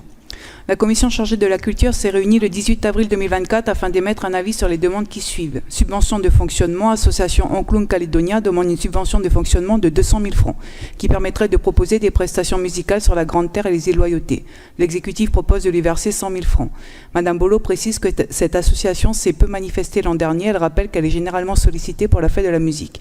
Monsieur Lelon trouve dommage de réduire le montant de la subvention issu des critères de calcul alors que l'association a fourni son dossier à temps. Il souhaite savoir s'il reste beaucoup d'associations qui n'ont pas encore formulé de demande de subvention. Madame Wamitan répond que 4 associations ne se sont pas encore manifestées. Madame Otoui souhaite connaître le montant généralement demandé par ces 4 associations. Madame Wamitan répond que l'AMJBK demande généralement 300 000 francs, Abracadabra 150 000 francs, Eipuanoui 200 000 francs et l'AINC 400 000 francs.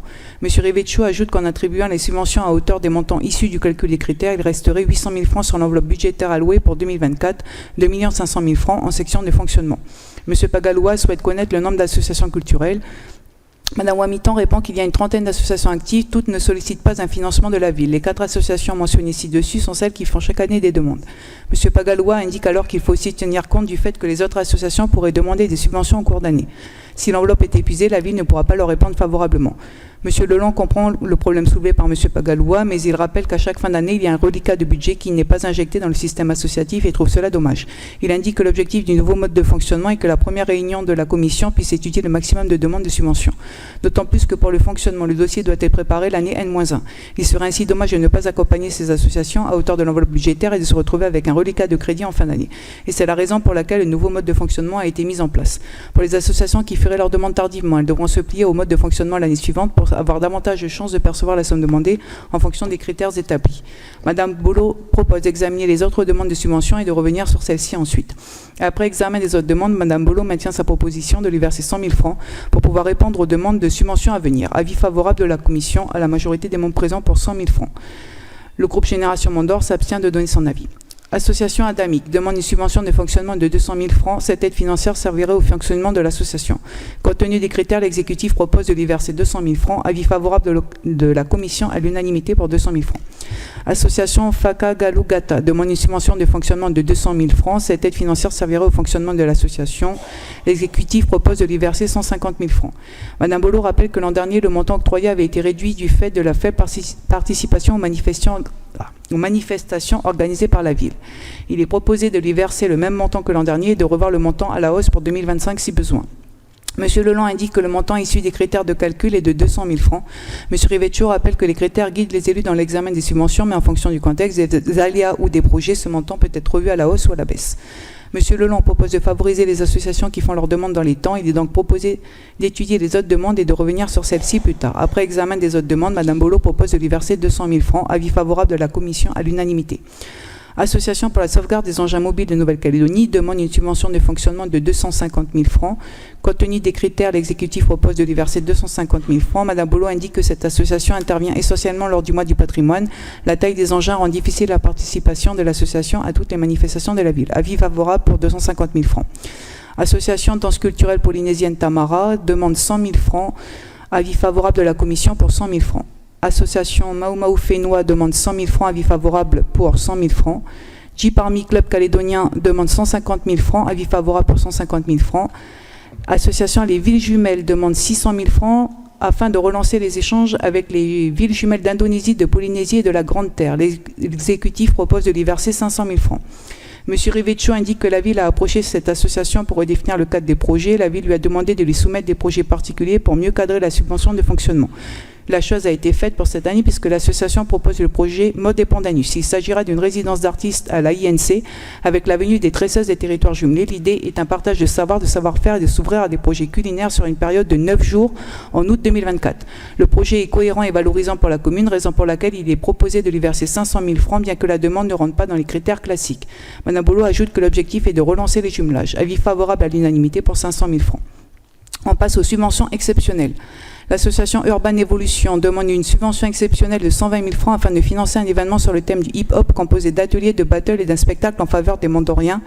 L'exécutif propose de lui verser 100 000 francs. M. Rivecchio indique que l'association a également sollicité la mise à disposition gracieuse de la salle du Petit Théâtre pour organiser son événement. Les réflexions menées par la ville ont mené à proposer une subvention de 100 000 francs pour que l'association soit autonome le jour de son événement et ainsi ne pas mobiliser du personnel communal. Cela permet d'être équitable avec les autres associations car il ne s'agit pas d'une co-réalisation. Avis favorable à l'unanimité pour 100 000 francs. Il est à noter qu'une demande de subvention supplémentaire a été inscrite à l'ordre du jour. Le dossier est distribué en début de séance. Association Convergence Jeunesse et Culture demande une subvention exceptionnelle de 200 000 francs afin de financer un projet de voyage des lycéens mondoriens à Hawaï entre le 31 mai et le 12 juin 2024. Madame Tu se retire de la séance car sa fille fait partie des événements concernés. Madame Bolo indique que cette demande émane d'un établissement scolaire et qu'elle aurait pu passer en commission enseignement, mais le projet a à la fois une dimension pédagogique et culturelle. Elle a donc souhaité que cette demande soit soumise à l'avis de la commission culture. De plus, le voyage est prévu fin mai et les organisateurs souhaitent être fixés avant le départ. Monsieur Bagalois informe qu'il a été sollicité par l'association pour un subventionnement de la province sud. Sa demande a été dirigée vers l'enseignement et la culture. Il ajoute que c'est une bonne chose qu'une classe du Mont-d'Or se déplace pour participer au Festival des Arts qui n'a lieu que tous les 4 ans. Il rappelle que les jeunes n'ont pas tous la chance de pouvoir voyager et qui sont issus de familles modestes. Un soutien de la ville serait donc opportun. L'exécutif propose de lui verser 200 000 francs. Avis favorable à l'unanimité pour 200 000 francs. Merci, Madame Ferrari. Y a-t-il des demandes d'intervention? Pas de demande d'intervention? Je vous lis la délibération. Dans l'article 1, le maire est habilité à verser les subventions aux associations ou organismes détaillés ci-dessous. Donc, l'association Anklung de Nouvelle-Calédonie, 100 000 francs. L'association Adamic, 200 000 francs. L'association Fagangata, 200 000 francs. L'association pour la sauvegarde des engins mobiles de Nouvelle-Calédonie, 250 000 francs. L'association danse culturelle et polynésienne Tamara, 100 000 francs. L'association Maumau Fenua, 100 000 francs. Le Jeep Army Club calédonien, 150 000 francs. L'association des villes jumelles du Mont-d'Or, 500 000 francs. L'association Urban Evolution, 100 000 francs. Et l'association Convergence Jeunesse et Culture, 200 000 francs. Pour un total de 1 900 000 francs. Le versement de ces subventions est imputable au chapitre 65 autres charges de gestion courante et 67 charges exceptionnelles du budget 2024 de la ville du Mont-d'Or. Article 3, c'est l'article qui spécifie qu'il doit fournir le rapport moral et financier avant le 22 mars 2025. L'article 4, article de recours. Article 5, article d'exécution. Je consulte le Conseil. Y a-t-il des oppositions? Abstentions? La délibération est adoptée. Je fais remarquer que Madame Tu est sortie pendant le vote. Merci. Le point suivant, c'est l'habilitation du maire à verser des subventions en faveur d'associations ou d'organismes dans le domaine de l'environnement pour l'exercice 2024. Madame Ronta Tassipan, s'il vous plaît. Merci. La commission chargée de l'aménagement du territoire, du transport, de cadre de vie et de l'environnement s'est réunie le 10 avril. Les observations de celle-ci sont mentionnées ci-dessous. En préambule, M. Berthelot souligne que le budget 2024 est en hausse de 9,5% par rapport au budget 2023, traduisant ainsi l'effort de la ville malgré les contraintes financières actuelles. L'association SOS Mangrove sollicite une subvention de fonctionnement de 150 000 francs. Cette aide servirait à couvrir les frais liés aux animations sollicitées par les établissements scolaires, notamment avec le lycée du Mont-d'Or et la réhabilitation des mangroves au niveau de la caserne de gendarmerie de Saint-Michel et de l'extuaire de la rivière de la Coulée. Compte tenu des critères, l'exécutif propose de lui verser 150 000 francs. Madame Sad Mohamed demande si un délai doit être respecté pour la plantation de plants de palétuviers dans le cadre des mesures compensatoires. Monsieur Castex répond par l'affirmative. Le délai est fixé à septembre 2025. Il précise que la ville est en étroite collaboration avec la province sud et des visites régulières sur site sont opérées. Aujourd'hui, il y a plus de connaissances sur l'écosystème mangrove et des mesures alternatives sont intégrées. La ville privilégie en effet des travaux de reconnexion hydraulique pour retrouver un taux de salinité qui convient à la mangrove. Ces travaux sont en cours et devraient se finaliser ce mois-ci. Des analyses de substrat seront menées afin de s'assurer que les conditions soient remplies pour pouvoir procéder à la plantation. Si les analyses sont favorables, il sera procédé à la plantation des 2000 plants prévus dans le cadre du programme. Dans le cas contraire, les plantations se feront ailleurs. M. Berthelot précise que le programme de plantation des plants de palétuviers en partenariat avec le lycée du Mont-d'Or est bien distinct de celui de la caserne de gendarmerie. La ville n'était pas concernée par les mesures compensatoires au niveau du lycée et ce programme est clos depuis 2021. Ce dont parle M. Castex est celui du programme de la caserne de gendarmerie. Il ajoute qu'il y a aussi la régénération naturelle grâce en partie aux ouvrages hydrauliques réalisés par la ville. M. Castex souligne qu'aujourd'hui, il est davantage question de surface de compensation que de nombre de plants. Avis favorable pour 150 000 francs. L'association Centre d'initiation à l'environnement sollicite une subvention de fonctionnement de 500 000 francs. Cette aide servirait à la réalisation d'animations dans les établissements scolaires de la commune du Mont-d'Or pour sensibiliser les élèves et les équipes pédagogiques au développement durable et l'environnement. Il est proposé de lui verser 350 000 francs. Avis favorable pour 350 000 francs. L'association Calédo Clean sollicite une subvention de 500 000 francs. Cette aide servirait au fonctionnement de l'association et particulièrement à l'organisation de journées de plantation grand public sur le Mont-d'Or. Depuis plusieurs années, l'association organise sur la commune du Mont-d'Or des opérations de nettoiement de sites pollués et de reboisement de zones dégradées au niveau de la vallée de la Coulée et la rivière des Pirogues. L'an dernier, près de 14 000 plants ont été plantés entre mars et août 2023 sur la commune. Cette année, l'association a pour ambition de réaliser le même objectif. Il lui est proposé de verser 500 000 francs. Avis favorable pour 500 000 francs. L'association Ensemble pour la planète sollicite une subvention de 300 000 francs. Cette aide servirait au bon fonctionnement de l'association.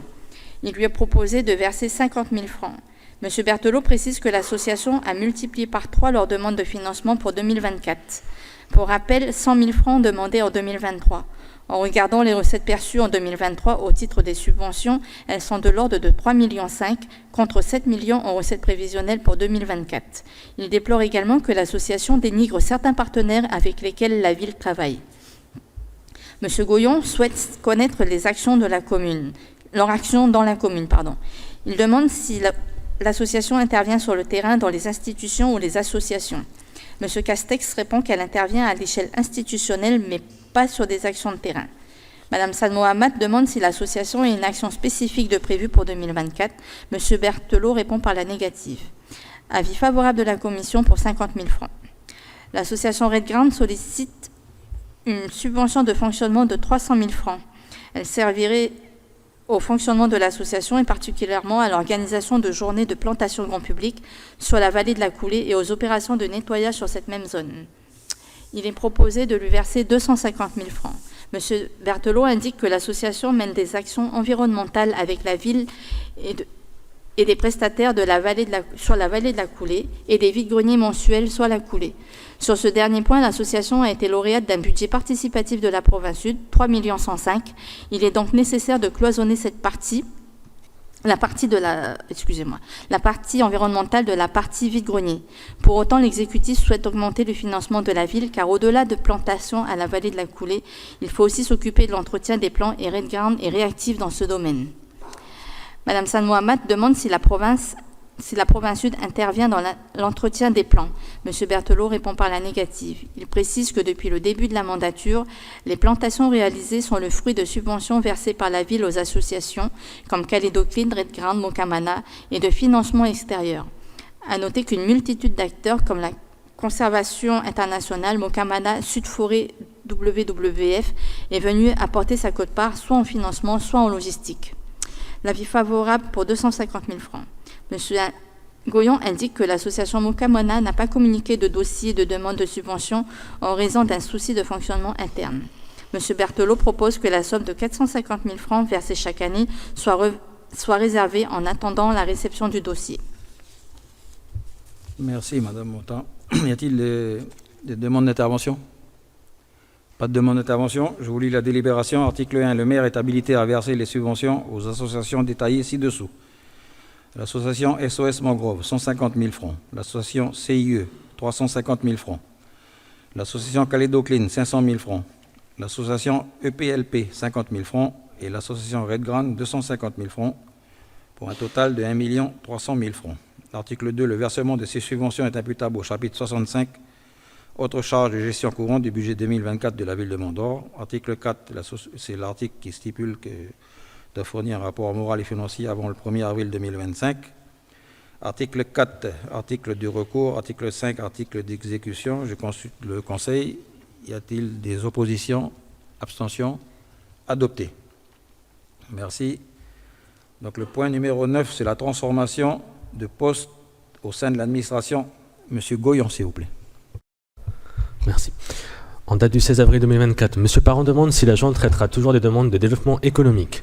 M. Levanqui répond par l'affirmative. Il précise que par rapport au profil précédent, des compétences en matière d'aménagement du territoire sont également attendues. M. Afchin demande si l'AVP a été lancée. M. Cartegini répond par l'affirmative. M. Sao demande pour quelle raison ce poste n'a pas été supprimé depuis 2022, puisqu'il n'a pas été pourvu et que dans les missions et tâches ont été réparties entre plusieurs agents. M. Levanqui répond que c'est parce qu'il y a un besoin. En effet, ces missions doivent être suivies par une ressource dédiée. Les tâches et les missions ont été réparties, certes, mais elles s'ajoutent à celles déjà existantes. M. Sao souhaite savoir pour quelle raison il y a un changement de filière et de catégorie. M. Levanqui répond que par l'exercice de ces missions durant une période d'1 an et demi environ, les secrétaires généraux et le directeur des finances et de l'informatique ont pu préciser le profil attendu pour mener à bien ces tâches et missions de développement et de suivi de l'aménagement du territoire associées au suivi des dossiers et du développement économique. C'est une compétence qui n'existait pas lors du recrutement du chargé d'études de développement économique. Aujourd'hui, il est nécessaire d'avoir un profil technique pour suivre les opérations et dossiers d'aménagement. Madame Julie indique que l'aménagement du territoire n'a pas grand-chose à voir avec le développement économique. En effet, l'aménagement du territoire comprend notamment le plan d'urbanisme directeur et le développement économique représente déjà un boulot à plein temps. Monsieur Levanqui répond que pour éviter la confusion, la personne ne sera pas chargée de piloter ou d'élaborer le PUD, car c'est le service de l'urbanisme, du domaine et du patrimoine qui s'en charge. L'aménagement du territoire concerne les déplacements, l'habitat, les bassins d'emploi et l'activité économique. Le projet de délibération reçoit un avis favorable de la Commission à la majorité des membres présents. L'élu de la liste Tous pour notre Mont-d'Or s'abstient de donner son avis. Merci. Merci, M. Gouillon. Y a-t-il des demandes d'explication? Pas d'intervention? Je vous lis la délibération. Article 1 est autorisé la transformation du poste de catégorie B de la filière administrative en catégorie A de la filière technique. Article 2, article de recours. Article 3, article d'exécution. Je mets la délibération en voix. Y a-t-il des voix contre? Abstention? Une abstention? Adopté. Donc le point numéro 10, la modification du règlement intérieur. Monsieur Goyon, s'il vous plaît. En date du 16 avril 2024, au sujet de l'accès aux locaux administratifs, Madame Julie intervient suite à son courriel transmis ce jour concernant la définition d'un local administratif et la base réglementaire pour interdire l'accès à ces locaux. À la lecture du nouveau règlement intérieur, elle comprend que l'accès à la mairie, qui est un local administratif, est interdit. Monsieur Afchin répond que l'accès à la mairie n'est pas interdit. Il ajoute qu'un local administratif est un lieu interdit au public. Madame Julie rétorque que la salle des commissions est interdite au public. Monsieur Afchin répond que les élus reçoivent une invitation pour participer aux réunions. Madame Julier précise que le règlement intérieur ne prévoit pas l'exception sur invitation. Monsieur Afchin rappelle que les élus du conseil municipal sont membres des commissions, ce qui les autorise à siéger et à accéder à la salle des commissions et à la salle d'honneur. Par ailleurs, les élus de l'opposition ont un bureau qui leur est mis à disposition. Ainsi, tout ce à quoi les élus ont droit est prévu dans le règlement intérieur. Il n'est pas prévu que les élus disposent de droits dérogatoires à ceux du droit commun, autres que ceux prévus par le Code des communes de la Nouvelle-Calédonie. Et il n'est donc pas prévu dans le Code des communes de la Nouvelle-Calédonie que les élus puissent avoir accès aux locaux administratifs, sauf pour ceux ayant reçu une délégation du maire. Madame Julie rétorque par l'affirmative et précise que c'est le droit à l'information des élus. Monsieur Achin répond que ce n'est pas la même chose. Le droit à l'information est précisé dans le règlement intérieur. Madame Julie demande qu'une note juridique soit transmise aux élus pour la séance du conseil municipal. En effet, la note de synthèse jointe au projet de délibération n'explique pas la prise d'une telle mesure. Elle ajoute que le service juridique de l'élu est celui de la mairie. Monsieur Afchin rappelle que les propos émis par le maire lors du dernier conseil municipal sur le sujet, à savoir que le règlement intérieur serait modifié, les élus de l'opposition peuvent ne pas être d'accord sur cette nouvelle disposition et c'est leur droit. Ils peuvent également attaquer la décision devant le tribunal et s'il s'avère que la délibération n'est pas valable, elle sera retirée. Monsieur Berthelot comprend que cette nouvelle disposition est une application conforme du Code des communes de la Nouvelle-Calédonie. Madame Julie demande alors de communiquer l'article du dit Code qui prévoit l'interdiction d'accès aux locaux administratifs. Pour avoir lu ce code, aucune disposition ne prévoit cette interdiction. M. Afchin répond que justement c'est parce que l'accès aux locaux administratifs par les élus n'est pas prévu dans le Code des communes que le règlement intérieur le précise. Il rappelle par ailleurs que les élus de l'opposition se sont rendus au 6 alors qu'ils n'avaient pas reçu d'autorisation. Madame Julier demande si cette nouvelle disposition est une punition. M. Afchin répond par la négative. Il convient de noter que Mme Julier et M. Parent ont quitté la réunion avant d'émettre un avis sur le projet de délibération. M. Sao trouve dommage que l'incident au 6 mène à une telle disposition qui ne va pas dans le sens de l'apaisement. Par ailleurs, il ne voit pas pour quelle raison les élus qui veulent visiter les services doivent demander l'autorisation de l'exécutif. M. Afchin répond que les élus n'ont pas à se rendre librement dans les services. Cela ne rentre pas dans les prérogatives d'un élu du conseil municipal. Le projet de délibération reçoit un avis favorable de la commission à la majorité des membres présents. L'élu de la liste Tous pour notre monde d'or émet un avis défavorable. Merci, M. Gouillon. Dans la discussion générale, Mme Julier. Merci, M. Afchin.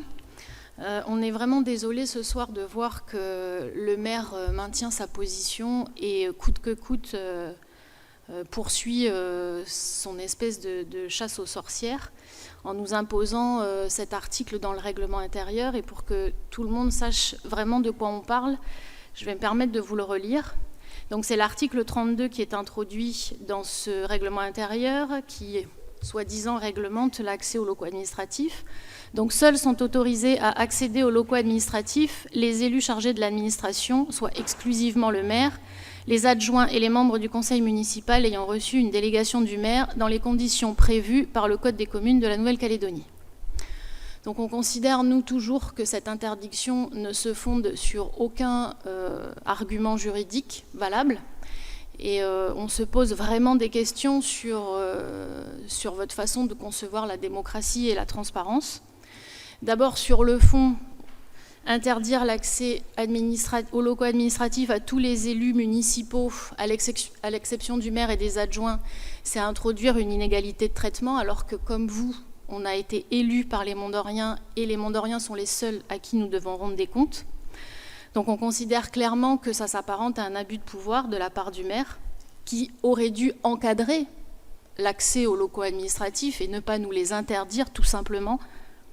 Enfin, sur la forme, cette interdiction, elle soulève des questions quant aux intentions réelles de votre majorité, puisque depuis 4 ans, vous nous refusez toute visite des services, et puis maintenant, vous allez encore plus loin, vous le mettez dans le règlement intérieur.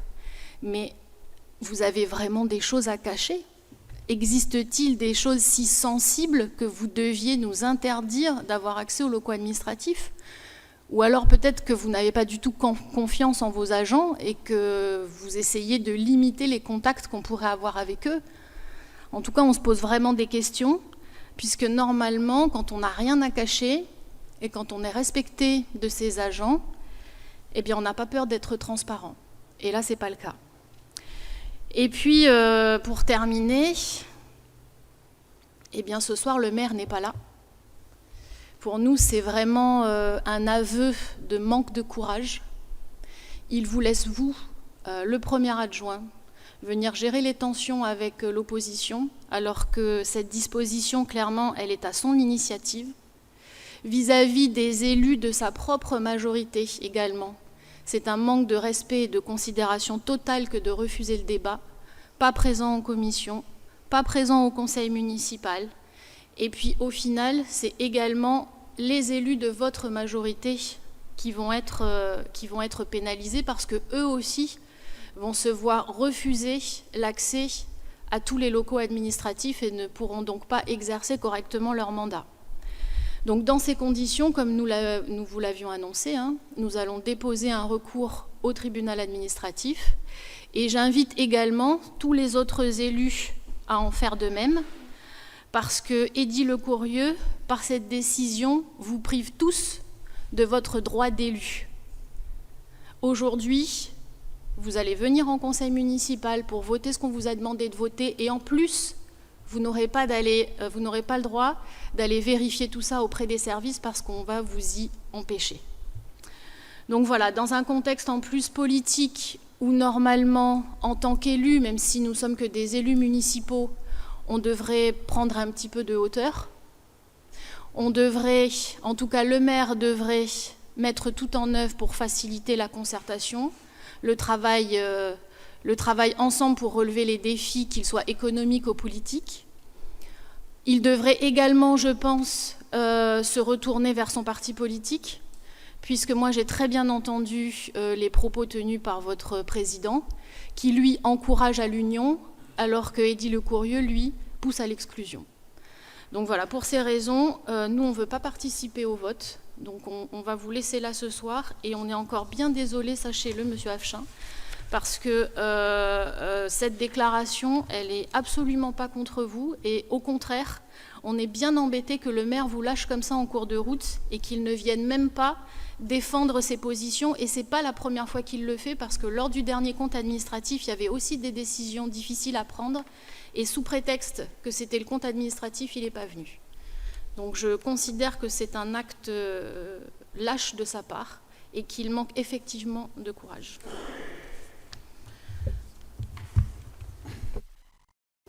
Merci. Vous voulez pas que je vous réponde, vous partez avant. Il ne voulait pas que je vous réponde, vous partez avant.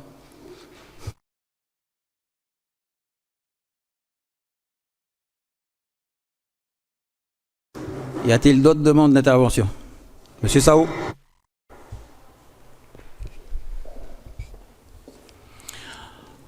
Merci, Monsieur le Président. C'est juste pour réitérer ce que j'avais déjà dit en conseil d'administration, en commission municipale la dernière fois, sur le fait que cet incident fâcheux qui s'est passé du côté du CIS, finalement, a des séquelles jusqu'à aujourd'hui. Si le droit n'autorise pas ou n'interdit pas l'accès aux locaux administratifs, je trouve dommageable qu'on écrive le droit pour interdire et non pas pour essayer de construire. Donc, bien évidemment, je voterai contre cette disposition qui nous est proposée ce soir. Merci, monsieur Sao. Pas d'autres demandes d'intervention? Les brimés, là, vous voulez parler là? Oui. Allez-y, monsieur. Alors moi, je ne suis pas du tout du même avis qui nous est exposé ce soir. Au contraire, donc, il a été donné la possibilité à tout à chacun de pouvoir, donc dans le respect et dans une organisation donc bien précise, donc de pouvoir visiter. Donc bien que cette autorisation ait été, on va dire, approuvée, etc., on voit parfaitement le comportement, c'est-à-dire qu'il y a un moment, donc ça s'est passé de la même manière en commission. Donc ils sont sortis, donc voilà. Donc comment voulez-vous qu'on puisse éventuellement en discuter? Donc, et moi j'ai parfaitement confiance, et je pense que c'est l'avis de tout le monde ici présent, donc un grand soutien au maire, donc dans ces décisions. Je n'ai pas besoin d'aller voir donc les services, pour faire confiance à nos élus qui sont autour, à nos adjoints, au maire. Donc je pense que cette attitude reflète bien, à dire, le fait qu'on ait modifié le règlement intérieur.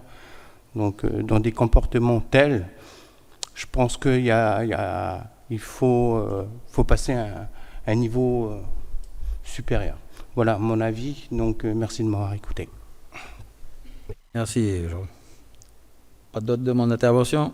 Je vous lis la délibération. Donc l'article 1, le règlement intérieur du conseil municipal de la ville du Mont-d'Or mis à jour et si annexé est adopté. Article 2, article de recours. Article 3, article d'exécution. Je mets la délibération aux voix. Les oppositions? Une. Pas deux. Il y a deux. OK. La délibération est adoptée. Donc on en a fini avec l'ordre du jour. Je voudrais simplement vous dire que le prochain conseil municipal aura lieu le jeudi 13 juin. Entre-temps, vous avez donc la cérémonie du 8 juin et du 8 mai, pardon. Là, j'étais déjà sur les élections européennes, donc le 9 juin, si je ne m'abuse. C'est bien ça, monsieur Pelage? Voilà. Merci beaucoup. Bonne soirée et soyez sages.